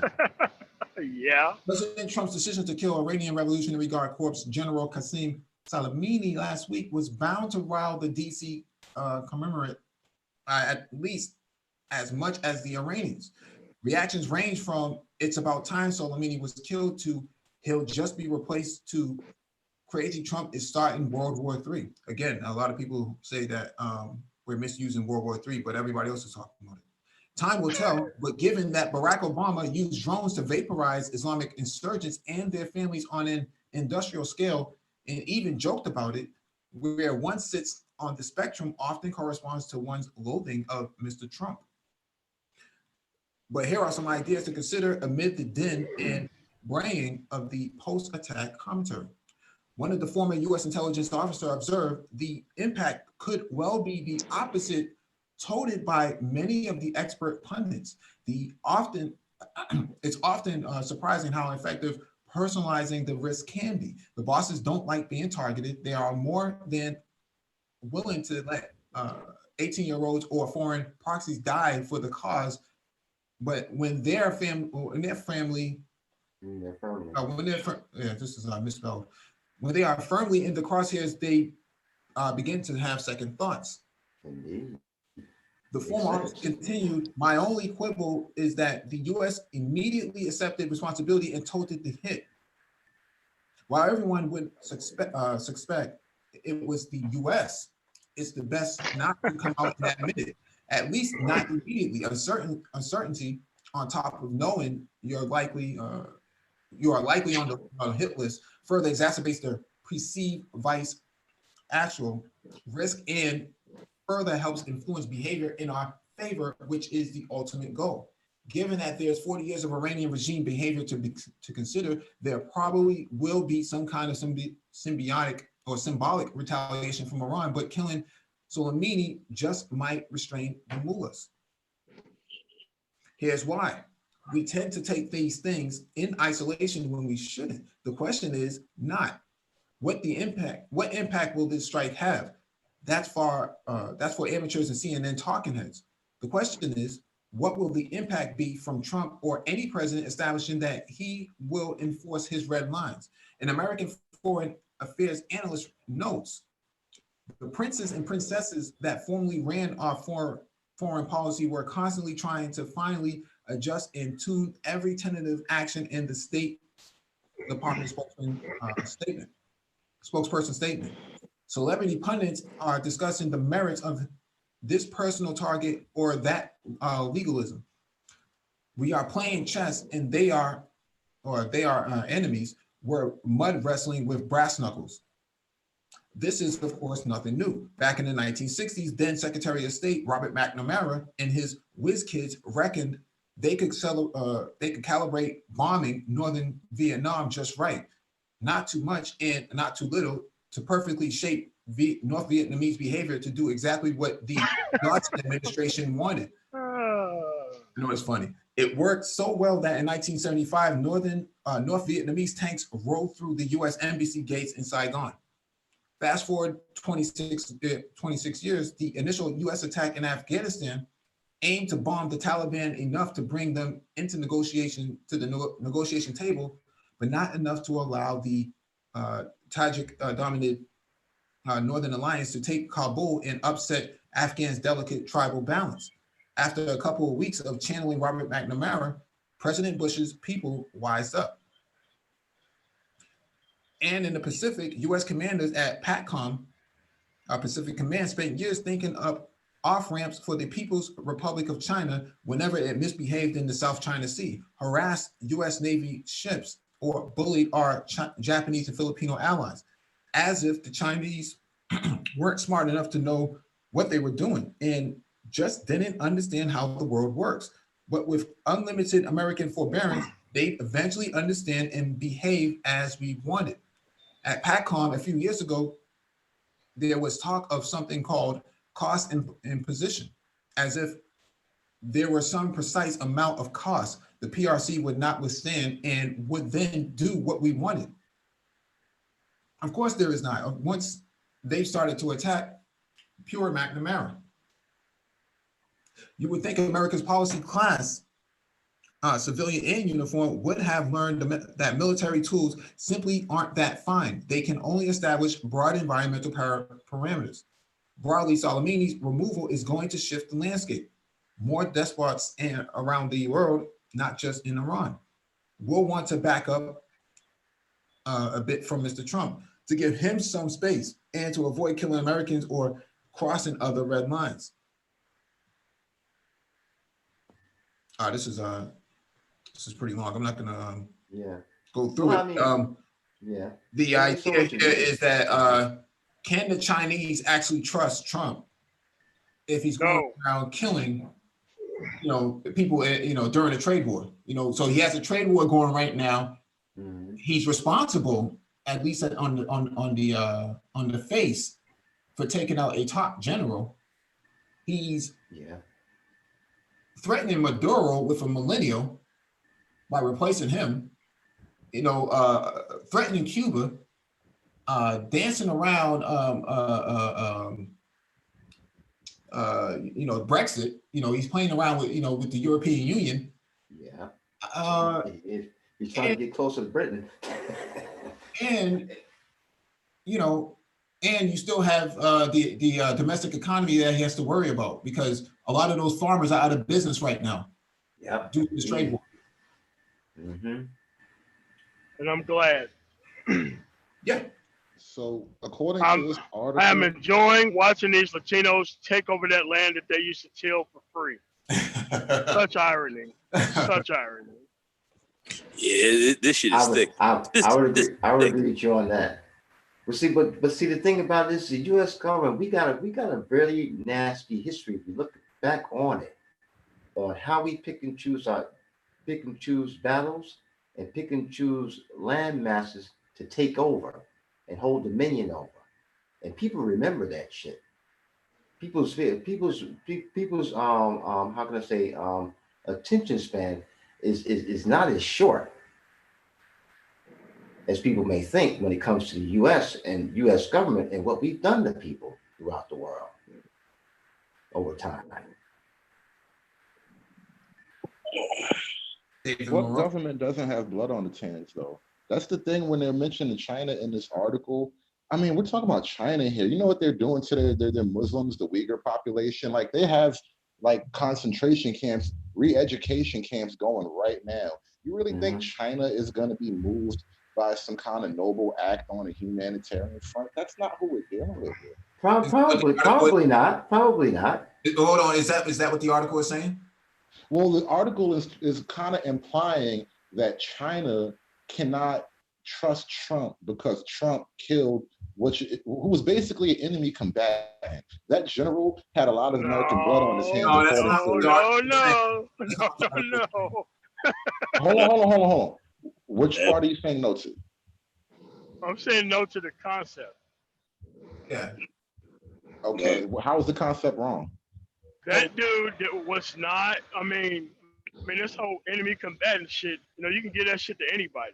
That dude was not on no top 10 or 12 list with the CIA or He's nothing. not the leader of the Quds Force. Dude, it doesn't matter. He hasn't actually done anything. No. What is the Quds Force responsible for? The Quds Force is a branch of the military. It's a Think about branch of the Iranian military, right? And so Okay, when Iranian money wasn't paying for a lot of the fighters in Iraq when things were at its peak. Dude, listen, that's the same thing they could use against Stanley McChrystal. I Mhm. doubt you would be making this argument if they Wait, targeted that wait, dude up no. somewhere. If they caught Stanley McChrystal in field and killed him, he would be a KIA. At the airport? At the In airport, family. Iraq.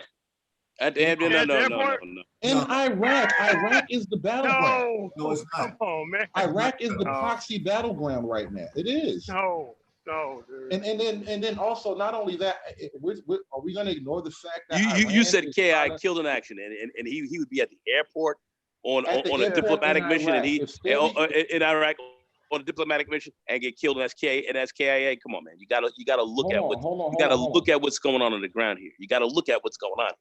I'm just saying you got to look at this thing. I don't buy the idea that he was some good guy. We never said that he was. So what is he then? Is he innocent, or is he a part of something that He put him at wasn't danger? put on trial. He hasn't done. Dude, listen. You pretty much killed a supervisor of a unit who actually didn't do shit. That guy didn't plan anything. Dude, you gotta stop listening to that press conference. Look, Bin Laden actually planned 9/11. You can't say anything that this dude actually planned to do against America. He was just the head of some unit. Actually, MOT, they said that he planned 9/11. That's what they're saying about this guy now. Oh, Yeah, well, they're trying to apply that to him post-mortem. But Yeah, but not that's just even all of that. But And these then are the let's spin not doctors. get far off the point either, because this is also about China. The thing was, do you think China is somehow looking at this and saying, oh my goodness, like, let's not deal with the Americans? Like, no, they're looking at this and they're like, Trump's kind of nuts. We need to be careful about how we deal with this situation. I don't think this is really bad for us in terms of China. dude, listen. Go ahead, MOT. When the U.S. does something like this is the new standard that any country can do now. Yeah. Any That's country right. can do this Indeed. now. Any That's country. That's Yeah. right. Can do. And if we got the military, It actually makes it okay. Big problem. So what I got from this article actually was the different ways that the US would actually target different countries and basically get them to do what they want to do. So they spoke about, killing Soleimani as a way to get Iran to basically, play ball. And at the end of the article, what they mentioned about China was maybe using more of a softer strategy, as opposed to anything militarily related, doing things like seizing properties for Chinese nationals and taking their green cards and just doing things like that. That's pretty much what I got from this article. Is they just kind of went over the years of how they deal with foreign powers and whatnot, and kind of get them to play ball. Yeah, the thing is, the Americans already have the princess of China right now, right? The daughter of the Huawei official. Really? Yeah, you kidnap somebody's daughter by arresting them over some kind of trumped up charges, no pun intended. That's how far China is looking at this and saying, this is how far these guys are willing to go. Oh yeah. Kidnap their daughter or their princess for that matter. That's what's going on right now. China's paying attention to all of this, because if push comes to shove, Trump said in a tweet or in a tweet about last year that they would decapitate the head of North Korea. Well, this is the decapitation of a top general. Do you want to do business with this guy? If I'm Nicolas Maduro and I'm in Venezuela, I'm putting up all my air defense systems at high alert for the next 5 years. Yeah. Indeed. Man, this is like the mob. You walking over here, you talking to another family. They walk over here, they clip your underboss. They take his ass out. That's You sit what there it saying, okay, is. we're supposed to sit And here. I think they even.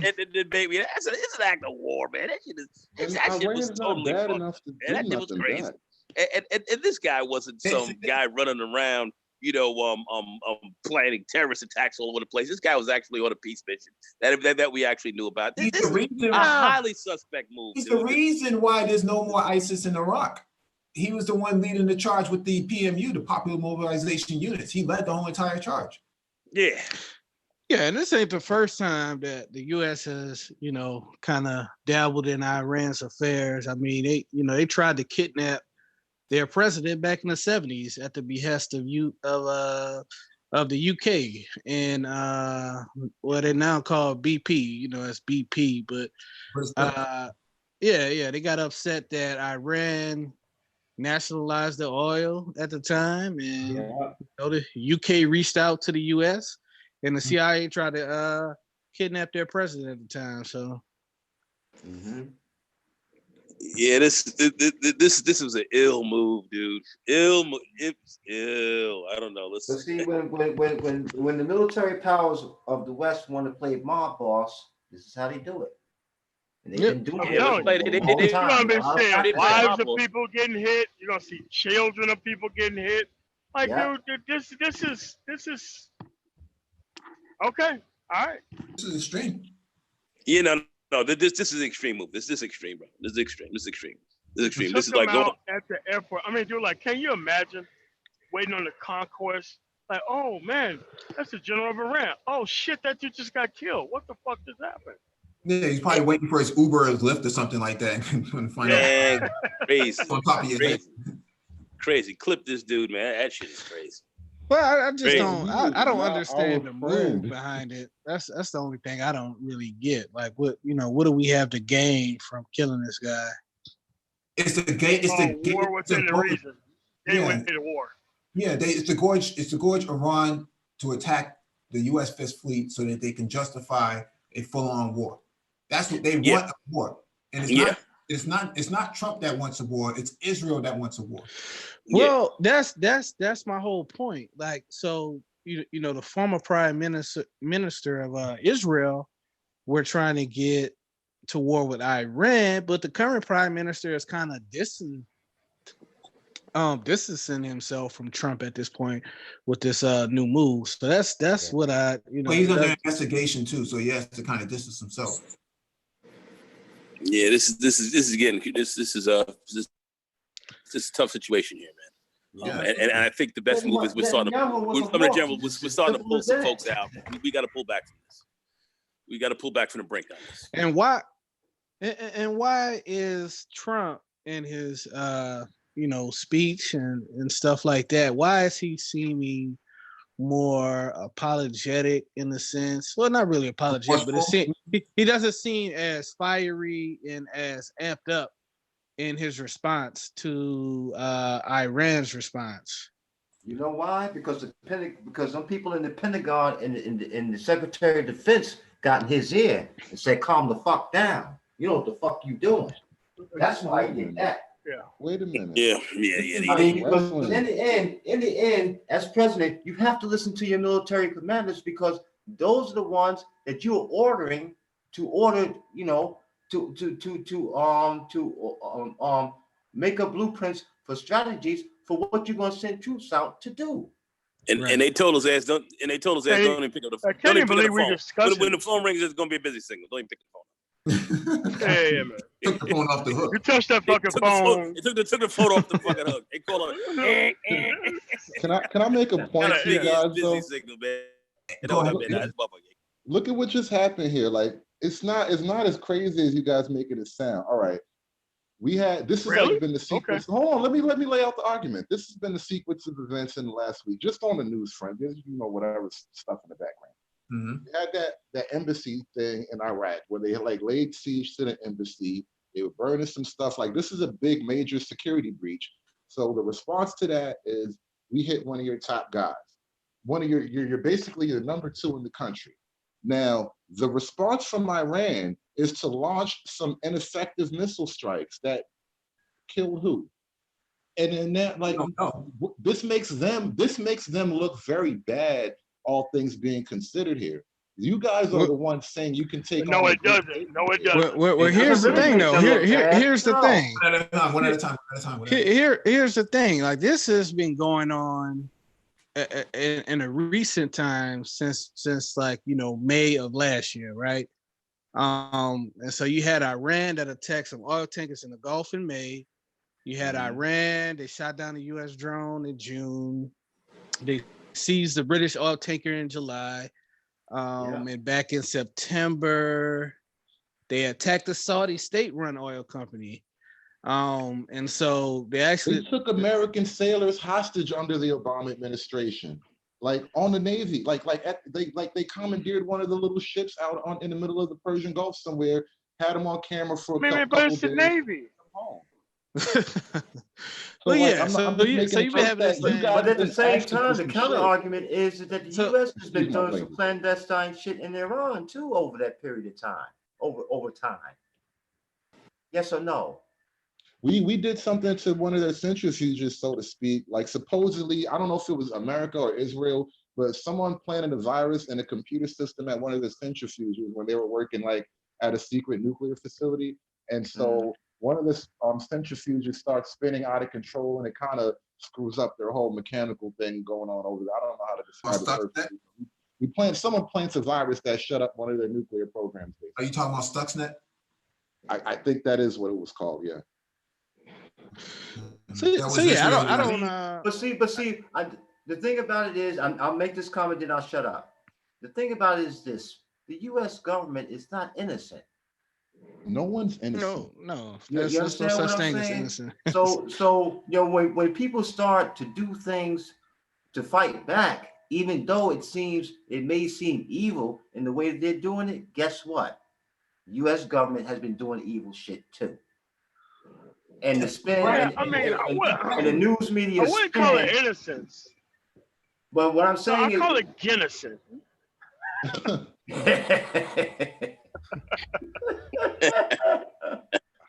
I'm just saying that there no. What I'm saying is that there are no innocence here. Okay. That's all. Absolutely. That's what I'm saying. Well, so how let's do you not run a pretend. nation Let's not and not pretend have that there laws is. in it? Is there ever any real innocence in these kind of situations? No, and that's what I'm When saying. you Let's not look at the pretend there United is. States and anyone else like this, you never hear. They're innocent. That's the bottom line. Say the only innocent side is your side. Yeah, Right. exactly, exactly, because that's what your bias is. Because why? You live on that landmass where that government is doing clandestine operations somewhere else. You don't want that shit to come to your shores. So you pick your battles. What I wanted to know or get y'all opinion on, what do y'all think the purpose of going to war with Iran? Because it's not like we need the oil. I mean, like, do we really need the oil after becoming the biggest? It's not about oil. What it's not about oil. Israel's security. Israel needs failed states in order to make themselves feel secure. From Lebanon to Syria to Iraq to Afghanistan and to Tehran or Iran itself, they need failed states. That's the way they can feel secure.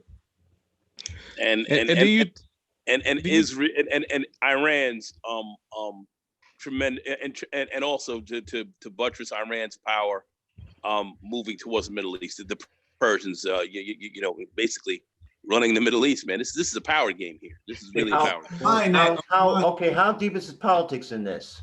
As far as Trump's next campaign, how deep is the politics in this? Trump doesn't want a war. How deep is politics? What I didn't hear it. I'm sorry. Yeah, how deep is the politics in this? As far as Trump's Trump's campaign to go for a second term in office. A lot of people saying the politics here. A lot of people saying here the politics is deep. This is going to play a role in him getting reelected. I'm just, you know. Yeah. I think it helps him get reelected. I think so too. To get reelected, you know. Yeah. I think so too. I do. I'll say it like this: if he can skate close to the edge of a conflict and come out with America looking like we have the upper hand, so long he just runs short of going to actual war, he's fine. Because he ran on like getting the soldiers out of the Middle East and not having all these extra wars for nothing.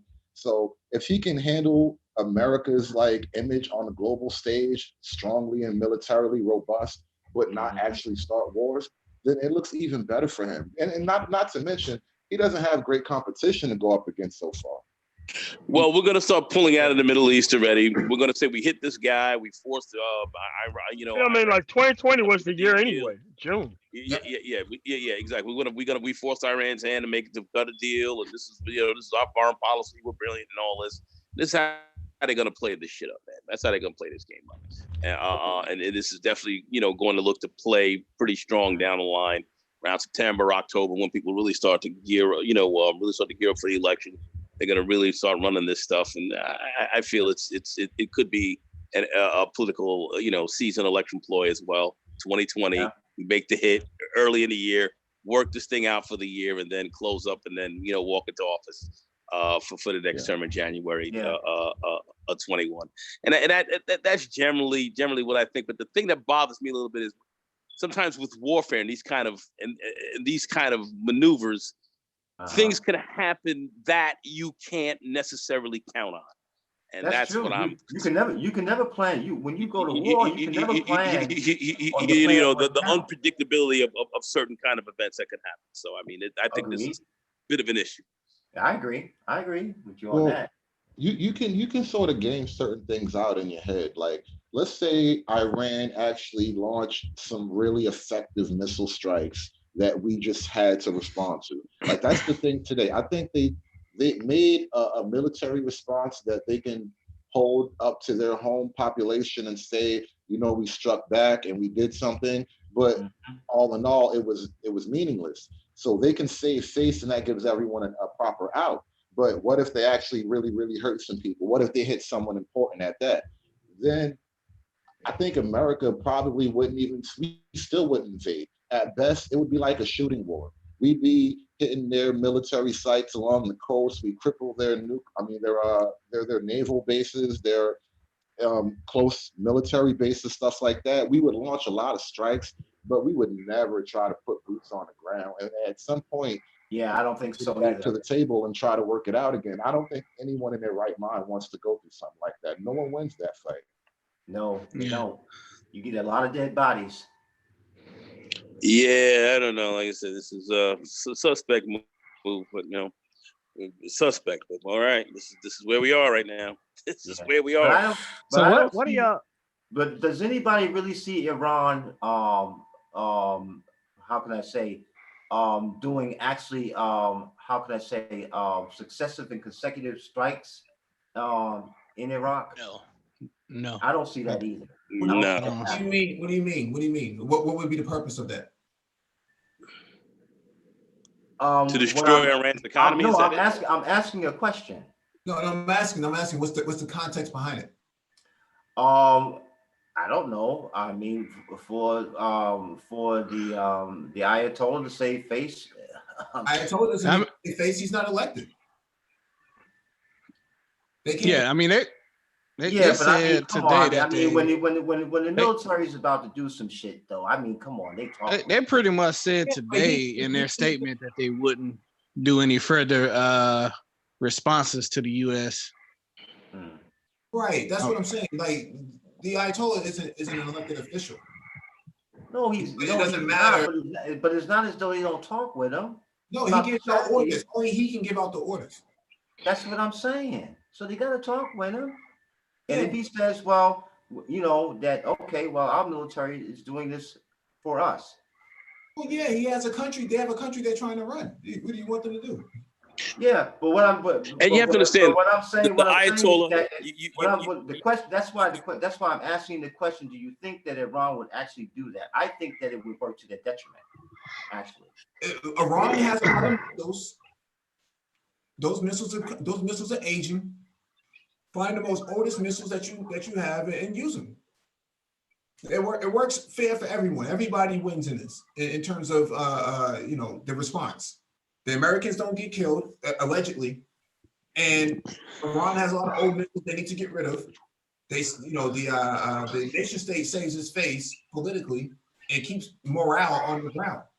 But do you think there's any Yeah, strategy? I mean, Do you think there was any military strategy as to where those missiles landed in Iraq? no, there was no strategy. I mean, So the strategy was to they just prove that they they could just just. launched them into Iraq, just like that. They just Yeah, launched them in there. I mean, I could say where they hit, but dude, if they really wanted to do damage, they would have.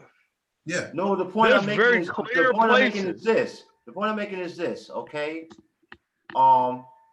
the Ayatollah can say in Iran, okay, we struck back in order for him to save face in front of his country, okay, in his countrymen, okay. More people lost lives at the saves stampede face. at that funeral than there was U.S. lives lost in that fucking missile strike.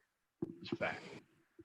Well, that's what I'm saying. You don't think that there was any strategy? He in that? did it. They just launched them? No, he said it in his speech. He meant to embarrass the United States, and it was considered a slap in the face for him to launch rockets in a part of the base that he knew wasn't nobody gonna be at. Yeah, that's what I'm saying. That's the question. He meant it as a slap in the face. The Yeah. military strategy was to embarrass the United States. Yeah. Now, Yeah. the United States needs to sit there and not do anything else fucking stupid. This is I the agree. reason why he's not on the phone talking to anybody. Yeah, keep in mind Exactly right. Let it blow keep over. in mind that during the 80s war between Iraq and Iran, the United States took some licks too. They lost a couple of warships. Hell yeah. So don't think that, Iran is just, these cowards that are sitting in, with towels wrapped around their head, man. They have the abilities to have asymmetric warfare too. Yes. Asymmetric warfare is in fact their strength. That is their Indeed. strength. Indeed, That it is was their strength. So Dude, can't go they walk wasn't around here trying to do around and anything. thinking this is going to be a cakewalk. Dude, like here's the thing, man. Mhm. It wasn't meant to do any type of harm to the United States. They said that shit. If they wanted to do harm, there's could all have. type of harm they could have did. Their strategy was to embarrass the United States, and I guess they did. I guess. But now, by embarrassing the United States, this dude has an ego problem. It doesn't like to be embarrassed. And they're pretty much trying to goad this goddamn fool into doing something else even more stupid than But killing you know what though? general. See and that's why you have military advisors. That's why you got people in the Pentagon. That's why you got the Secretary I of Defense. guarantee you to that tell he the didn't president. follow military advisors, because military advisors would have you start off doing something so infinitesimally fucking stupid that you disrupt commerce in the area. Military people keep that shit in mind when giving people options. Yeah, Given of how this course. dude don't listen to military people, he probably bypassed all that shit, went to somebody's desk, be like, I want this motherfucker dead, and that's what probably happened. Now you got everybody trying to figure out what the fuck's going on and be like, look, don't follow another fucking order that this motherfucker gives. End of story. Whatever they do, we got to eat it. So that's what's probably happening. It is impossible for a guy to stumble backwards into success repeatedly like this. So he cannot just like. He's not good. Our media is just bad. Our media is bad. The media hates they him. want to But believe that's this not why motherfucker. The thing about it is, in the end, okay, when you talk about a strategy like what he's been rambling about and shit like that, I mean, come on, man. Trying to protect their tax you mean to tell me that those people in the Pentagon and the Secretary of Defense are just going to go and do whatever the fuck he says? Just like that? You guys are misreading the situation. But we killed your number two. No, I don't think so. I don't think so. Iran wanted to push Trump into a stupid conflict, all they had to do was kill people. But they chose not to, because then they would have to bear the brunt of a lot of the initial firepower America was willing to bring. And that's what Trump was getting across by killing their number two guy. We are willing to dump a lot of fire on you if you want to play this game. And so what Iran did was take the smart way out. We never did anything that ballsy or stupid before. But that's the thing. We never Ballsy or did anything that stupid, Ballsy is we stupid. just crossed into a new threshold. Like we're in a new place now with these people, and so they have to recalculate things. What he just did is like And you're wiping trying the to make it chessboard. look like this was a smart move. Like, dude. I don't know if it was smart. Time will tell, but I think it was ballsy. You can call it stupid. I'm not going to argue against that, but time has to tell. But dude, And this is why, and this is why I'm saying this ballsy move he made, this ballsy move that he made. I'm sure that in the Pentagon, those generals, those admirals there, and the Secretary of Defense there, okay, those people have fought in combat. They've made blueprints for combat strategy and going to different places. And I don't think they're just going to follow along with it. This is part of nobody's plan. This is nobody's plan. Yeah. MOT hit the nail on the head.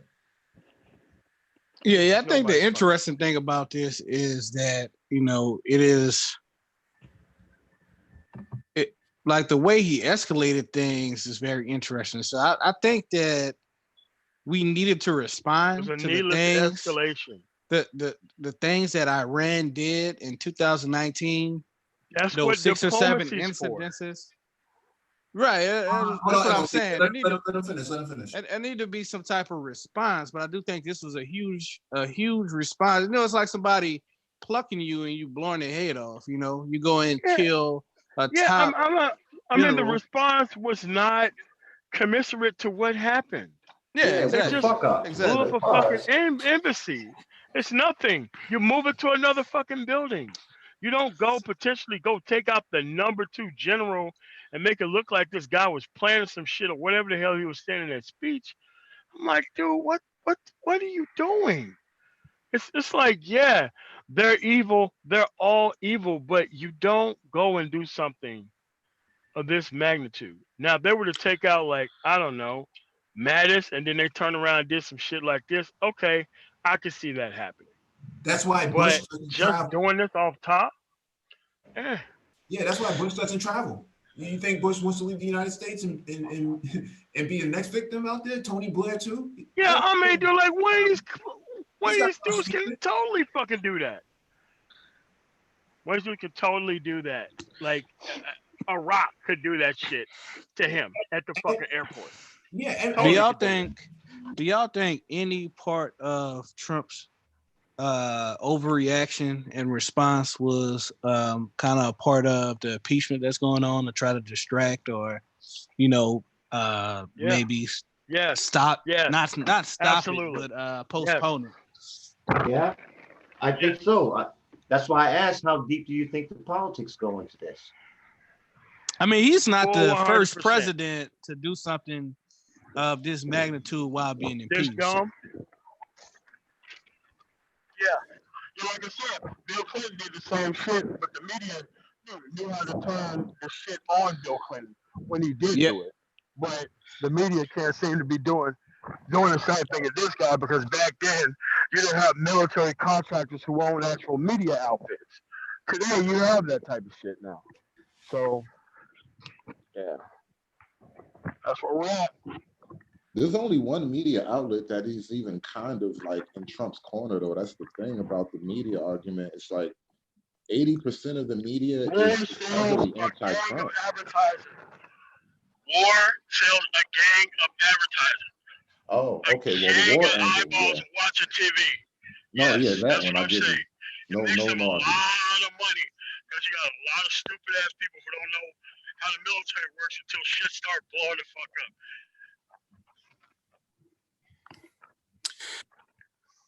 That's why you got I mean, and that's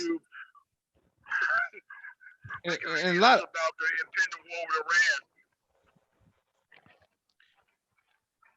Yeah, a lot of people don't even realize that the DOD is the biggest employer in the world. So Yeah, in a lot of ways, indeed.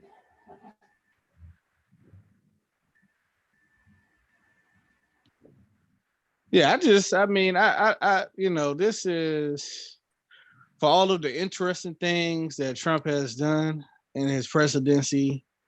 This is probably the most baffling to me. Yeah, I just don't know, man. I don't know. I think that World War III, we may be on the precipice of World War III. But you know, time will tell. It takes a little time to get to that point. So I don't think it's that serious. And then the whole thing about like the impeachment angle, I really do think the impeachment is weak, even especially because he has huge Republican backing in the Senate. It's effectively like, you know, his defensive line. The yeah, impeachment is I the don't moot think point it'll make it anyway. out of the Senate. I don't But think it. I on don't the think the impeachment will make it out of the Senate. So right, but on the facts of it, I think the actual articles of impeachment, obstruction of Congress, and abuse of power, neither one of these are actually crimes. At least Bill Clinton was impeached for lying under oath. That's a crime anyone can understand, really simple. But obstruction of Congress is not a crime. And to the extent that he obstructed Congress, they're talking about people they wanted to testify who he blocked with presidential privilege, executive privilege. That's the issue between the Congress, the president, and the Supreme Court. They didn't go to the Supreme Court, which is their only natural recourse to that kind of thing. Well, actually, So, the Supreme Court committed obstruction of justice as well well, by how not could that allowing be? his tax. Hold on, by not allowing his tax return to be part of the impeachment, so that way we can follow the money. There's no logical reason why the Supreme Court would have blocked that, unless he was paid off the favors by those people on the Supreme Court. I mean, you can say whatever you want to, but at the end of the day, it's still obstruction of justice. don't It That's a the serves a huge, specific only gigantic reason. claim, MOT. That's a huge claim. But the thing is, No, it we is don't not. have a It case. is not. No, take the money It out of it. protected. Let that one stand for a second, but let's set it aside because what I'm trying to Okay. say is that the case as it's presented, because they're not talking about his money. So the case as presented is just weak as hell. That's kind of the thing If you the cannot Democrats really try to get around. listen. If you cannot get loans in the United States, and the only loans you can get from is a country that starts with an R, and there's all these things that are going along, but we can't see how and where you made your money or how you got these loans and through what banks and all that kind of stuff, and you're having an investigation into your personal life along with all this stuff, hell yeah, it's considered obstruction of justice if you were to block something that the Congress is supposed to get. That's what the obstruction of Congress is coming from. Well, Everything you do, this dude's going to court over. It's you crazy. just said that the Supreme Court itself is the one who blocked that. So the phraseology, the Yes, that's phrasing is exactly very what they clumsy did. here because if the Supreme Court makes a ruling, it is almost like objectively wrong That's to not say the that it's only. now obstruction. It's the That's Supreme not the Court. only They thing that are they the obstructed. arbiter of justice by this constitutional standard here. So I don't really understand the phrasing as obstruction here when it's the Supreme Court's ruling. Trump didn't say Do you no understand? and put it in his pocket. Okay. The Supreme Court said, you know what, he has a right Okay. to do that. I don't understand the Okay. phrasing here. Okay. Well, let me help you.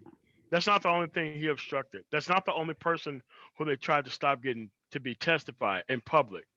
Like if you were to do that to the FBI, it would be called obstruction of justice from the FBI. If you do that to people who's trying to testify to Congress, it's called obstruction of Congress.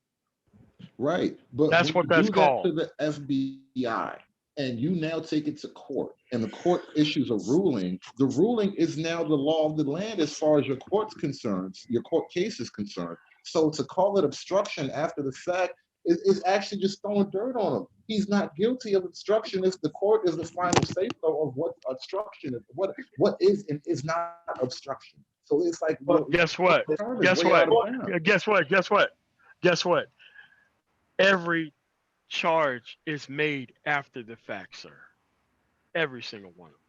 No. The charge could So, be made, but the court is actually the one who charge. rules on the charge. This is what I'm saying. They ruled. It's not Trump's ruling. It's It's a the court's ruling. political prosecution, and the people who were wrong, the Congress, leveled the charge that a specific person at a specific time obstructed justice. It's very That is obvious. correct. You read it on Twitter, and That is it's not even correct. something that we can't even debate it. We can't even debate it. I mean, you have tweets and everything else. Well, Like, come it on. is debatable because here's the problem. and Yeah, it's a okay. This is the statutory situation, problem. guys. Oh, this is the situation. Impeachment is not a legal proceeding. It's a political proceeding. Political trial. That's the deal. It's a But it's political. not, but It's it's a not legal, political it's proceeding. political. Okay, it's not legal. Okay, the only Well, thing by legal can calling be it political, are if you you bring saying there are no rules? legal criminal charges against the president. They have legal criminal charges that have to be levied against them. All right, and that has to be done by the Justice Department. It's just not done by Congress. That's what's going on. That was the whole issue with Nixon and the whole deal. Why are we talking about this? Hold on. Okay, Nixon okay. resigned, This so is he didn't actually have a impeachment charge levied against him. is a political proceeding. What's Hold that? on. What's that? You keep talking. Go ahead. What's up? What do you No, say? no, I'm just saying you're saying No, hold on, there bud. are Go ahead. actual criminal charges, and my whole point is to remind you that what the articles state verbatim are not actual statutory crimes. They're playing a word game. Yeah, they're with not us. correct. So nobody. So this impeach. All this is politics right now. Okay. Thank you. You're not gonna fuck with this guy unless you get 20 senators to say, hey, listen, we want him out as well. They just that are don't members like of his own him. party. Okay, not gonna happen. Okay, that shit ain't gonna happen. Shit ain't going down. Because he's right. Obstruction of Congress is not against the law, but it is against constitutional law whenever you can get impeached over something like that. And what they're doing and what they did that about is because there's a pattern of behavior that had to do with other charges. I mean, we got to be clear on this. I mean, I know a lot of people not clear. Yeah. That's clear. The news hasn't been clear on it, but that's what the deal is. Listen, all right. If So the government was trumping this up guy ain't charges going any against fucking me, way. I'd be like If on you some don't Black beat Lives this guy Matter shit right now. if you don't Dude, beat this guy in he's the not going anywhere. electoral Not going anywhere. college, if you don't beat him in the electoral college, you don't beat him in the general elect, and you don't beat him in the popular vote. Okay, which one is not dependent upon the other. All right, but if you can't get him, especially in the EC, which is going to depend on you, who your next president is going to be. All right, or if he gets reelected or not, then all this is mute. It's all mute, man. It's over. Got to beat this man there. That's it. It's the only choice you've got. It's the only choice you've got. Here. Let me ask you guys a question. Whoever get the best ground game going, we'll get him. If you can't get a good ground game on this guy and get your people out to knock him out of the box, it's over. It's over. Right now, advantage fucking Trump. I'm just like the detractors from the days of Obama. This motherfucker ain't my president, all right? He ain't my president. Let's just say that. But is he gonna get reelected? Unfortunately, it seems very, very, very, very strong that he will be. Okay. Very likely right now. Yeah, it seems very likely. In the last 100 years, 20 presidents have been elected. 15 straight out. 4 I have not, and 1 was because of the resignation of President Nixon. Trick you did. And then they went and then Ford was appointed. Okay, and then he tried to get reelected. He was basically appointed president, but he was never elected. And then when he came up to try to get elected, he didn't. So that's why I say 1. So right now it's 15, 4, and 1. Those are tough odds. It's tough odds, baby. Tough odds. Odds are in his favor. Okay. Sitting presidents tend to get reelected. Okay. By fairly large margins. It is what it is. Bush, Obama, don't even have to go into it. Reagan, yeah, Clinton. So yeah, it's an enormous push if you're already a sitting guy. Even with all this happening, if he rolls out of here smooth and everything goes fine, it's a shoe-in for him. And he's still gonna go through this impeachment. And if that stuff doesn't work, a shoe-in for him. It's not gonna help these farmers out here. But I don't think he's going to be winning all the same states that he's going to win. It's going to be a different coalition of states. Yep. Yeah, and anybody he goes up against in that other party, they got their work cut out for them. So remember, he doesn't have to spend a whole lot of money on campaigning either. He's already. No, he don't. He don't have to. He didn't spend it the first time. He doesn't have to spend it the second time. He's making out like a rat in the cheese factory, man. I mean, Trump is so popular right now that for 2024, the young Republicans are saying that Ivanka Trump is going to be one of the leading candidates for the Republicans. Right. Okay. No, I don't believe that. Look at the Trump. No, look at man. the Trump rally. No one is putting up that kind of crowd.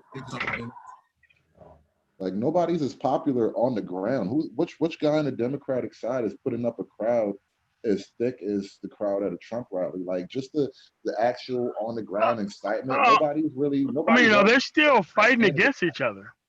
I mean, Super Tuesday is going to knock it down to 3 or 4 people, and then that's when you're going to see the actual rise. And Clinton will right now, I'm not even worried about it. Clinton will resurface. Oh God.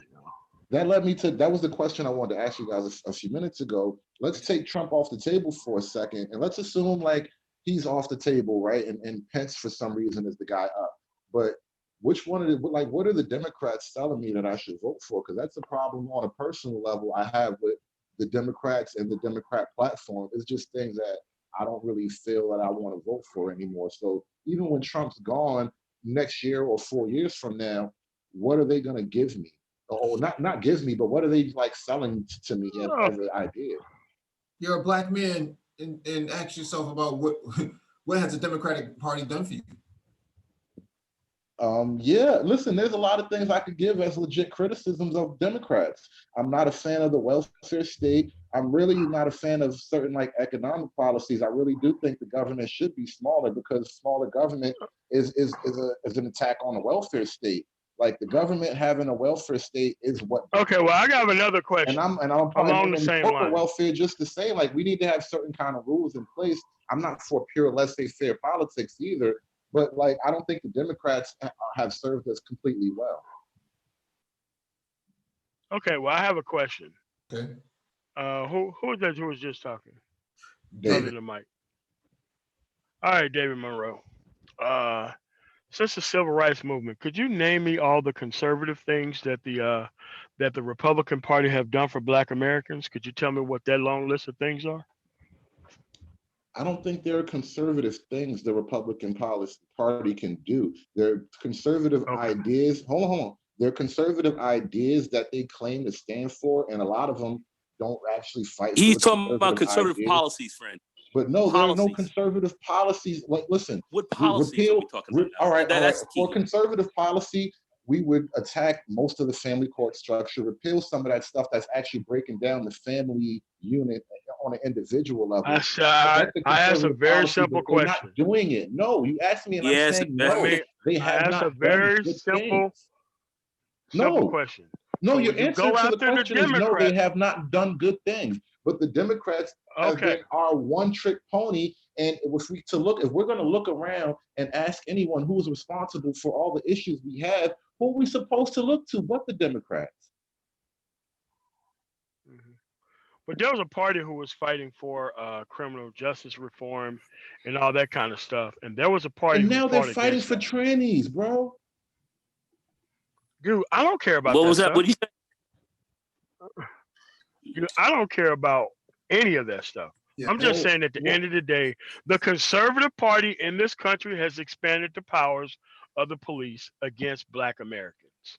That's the forefront that you cannot reconcile. That is a legitimate criticism. I cannot. You're absolutely right. The police powers need to be restricted. We're turning into a police state. I know. Welfare women, I can dodge. Welfare women, I can dodge. The individual women. Okay. It's the nature of the system. Because conservative policies brought about law and order, brought about mass incarceration, and the whole deal, of which the Democrats doubled down on as well. Okay, they doubled down on that. But conservative policies also brought about trying to reduce your ability in which to vote. These are policies that have been put forth to hurt you. The conservatives, and all that kind of stuff. Voter purge. I mean, but listen, Both parties engage in it. Let's be totally frank about it. But at the end of the day, conservative policies that have come across the desk of most of these presidents that have moved have not been in your favor. The problem, They have not. I will grant you those arguments about the nature of what the conservatives, and you're saying it's the Republican Party. Conservatism is an idea, it's an ideology. No, we're not No, saying no. that it's, No, come on, no, dude. we're not saying No. Republican Party. No.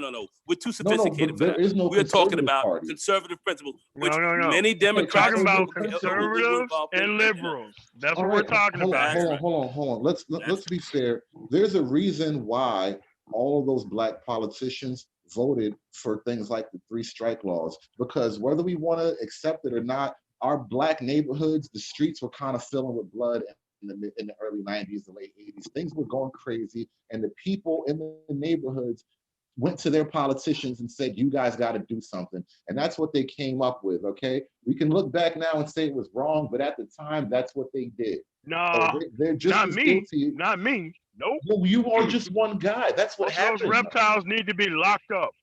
Most of those Okay, so reptiles then need we to be can't locked criticize up. the law and order They're idea, selling because I agree poison. with you about the reptiles that need to be put in a cage. Okay, some people just need to be dealt with for what they've done. But that doesn't mean the idea of law and order is inherently bad. It means that black folk probably had some shit we should have been dealing with in-house.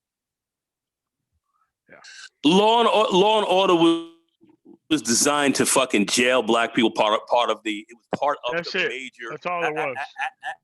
aspect, and it was a political reaction. Why? Because out of the Nixon administration, H.R. Haldeman, John Ehrlichman, and them sat down and said straight out, we decided to freaking start to lock black people up and blame the drug problem on them because of their political power that was moving throughout the United States. And we wanted to cut that back to the fat meat. And so therefore we scapegoated them for the drug problem. We scapegoated them for the crime problem, and we started to lock them away. Fuck even having them becoming a voting problem. Our deal was start locking their asses up, putting them away. They can't vote for shit. And we will start to break down their community and weaken their power base.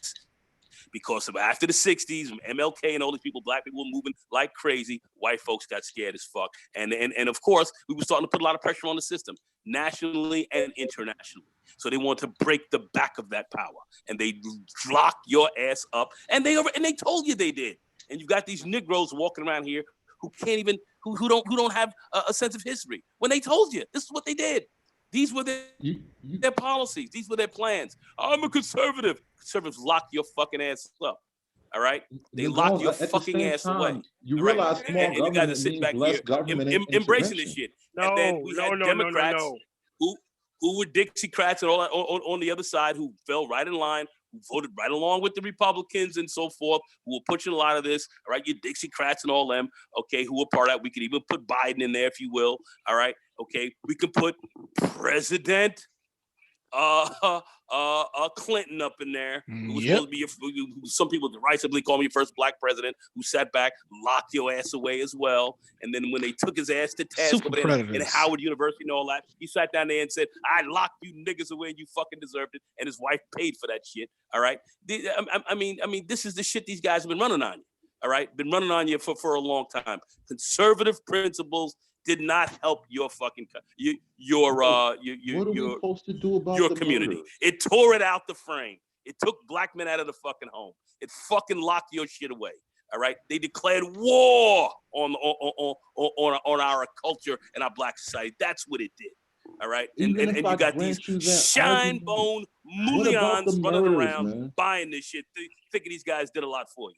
Yeah, they did a lot for you. All right. Put your ass in fucking jail. That's what they did, and made billions on you while they did it. All right, that's what they did, and you over there bending over, sucking their balls. Fuck up out of here, man. Niggas don't have a clue as to what went down up in this piece, but that's what happened. All right, okay. John Ehrlichman told you back in 1978. Okay, all right, in Harper's Bazaar magazine, told you that back then. That shit's been out here a long time, but people ain't want to listen to that.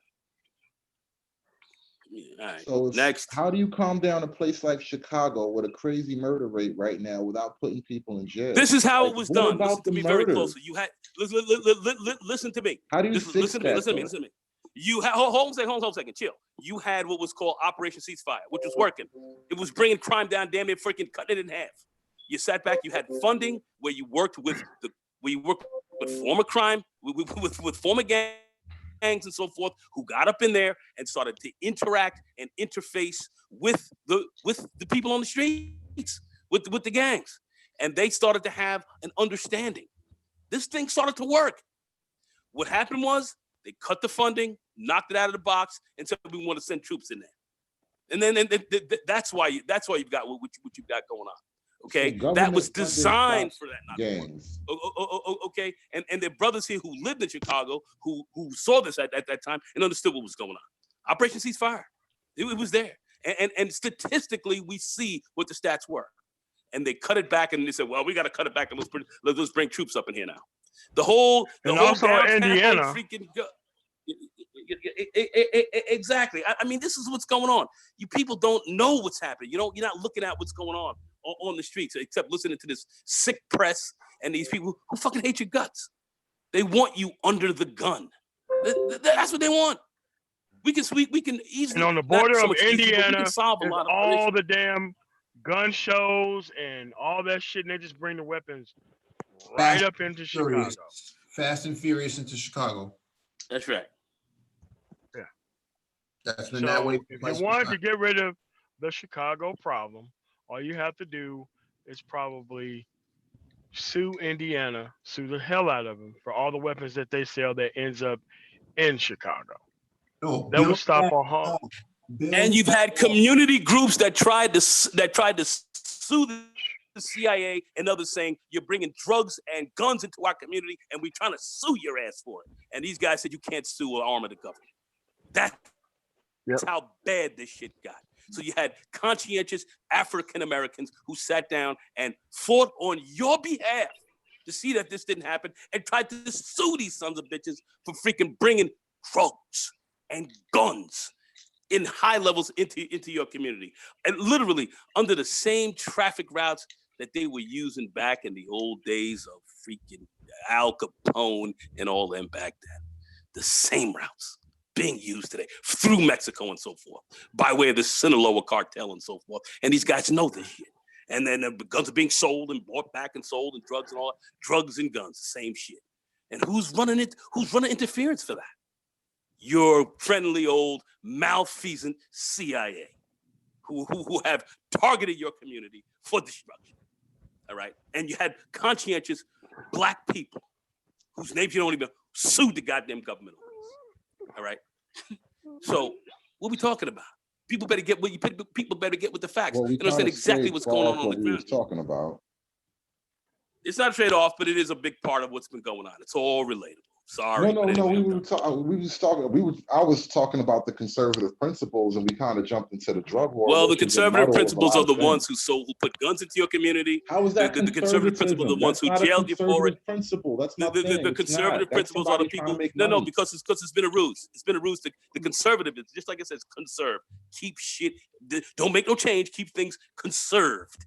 Okay, and that's to keep that shit up in the hands of one power group and see to it that your ass don't get. What exactly are they trying to conserve, David Monroe? No, but that's my point. To say that the drug war has. They're not trying to conserve you. No, that's they never considered us American citizens. Yeah, so they're trying to conserve their power. They're trying to conserve you. That aside, as an individual, how you live your life. The things that like most men, like the things that people talk about in the manosphere actually falls under certain things that would be called the conservative principles, okay? You don't want the government all in your affairs. You want actually to operate as freely as possible. That's what the nature of conservatives put the cops on black motherfuckers in these areas, dude. I'm from the South. Liberals did that shit too. That was all of them getting together to do that. We're saying, well, listen, basically, conservative principles was a scam being laid on top of you. And it's just as much as a liberal. The liberal is basically a conservative, is a hardcore conservative with a smile. That's about it. The hardcore conservatives said, "We gonna take your ass. We gonna tear you out the frame, and we ain't even gonna be playing about it." All right. The liberals like, "We gonna tear you out the frame, but we gonna smile and kiss you on the side of the cheek while we do it." So it's the same use game. some lube. But what we're talking about here are conservative principles right now, and conservative principles have not been your friend. Okay, technically, our conservative principles of community control, of being in charge of your community, of having a proper family structure and all that, that came under assault. But okay, they don't want you to have true community conservative principles. Okay, they went to war on your ass to stop that from happening. All right. Just understand the ground game. The nature of what Look I'm at the talking ground about game. Conservatism. Because what's this? What's that? You have an antiquated view of conservatism. No, conservatism was never meant of to. which they call now neoliberalism. No. Neoliberalism has pushed things so far past anything conservative. Like what's conservative now used to be considered liberal maybe in the 60s or 50s. But all that aside, here's the thing I want to ask you guys. If this is like a modern Black nation, like we're sort of, just imagining this thing, right? What kind of governing principles would you want to operate under? Like white people out of the question. We're modern Black people in a technologically advanced era. We're carving a new path. We have full sort of, governmental powers. We're like the ancient Greeks coming in our little Senate, but like, it's just us and our own thing. What kind of governing philosophies do you guys actually think are the most efficient?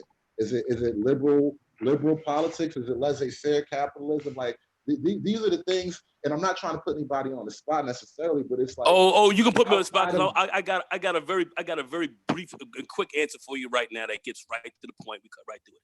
Ethnic politics, ethnic economics supersede any party labels. That's assuming we're all a Black nation. That's my point, Nago. No, assuming we're all ethnically homogenous. That's my whole. That's the nature. Assuming that who's all ethnic? The United States. Assuming no. That's my point. Black people. Let's say Black Americans, right? If we could just stand all the white people and all Hispanics and all the other minorities out of the equation, right?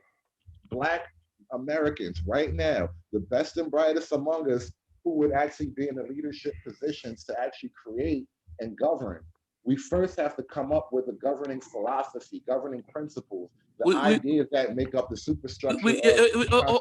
All this has been done before. Well, it hasn't been done by Black Americans. It hasn't been done by Black folk. We're operating under. It hasn't. What about Tulsa, Oklahoma, for example? These favorites. What about Rose in America? That's my thing. So this is America. This is in America. Constitution and just redo it with Black people. What are you saying?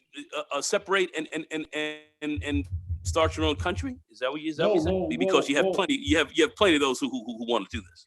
Even if you were to do that, that's my whole point.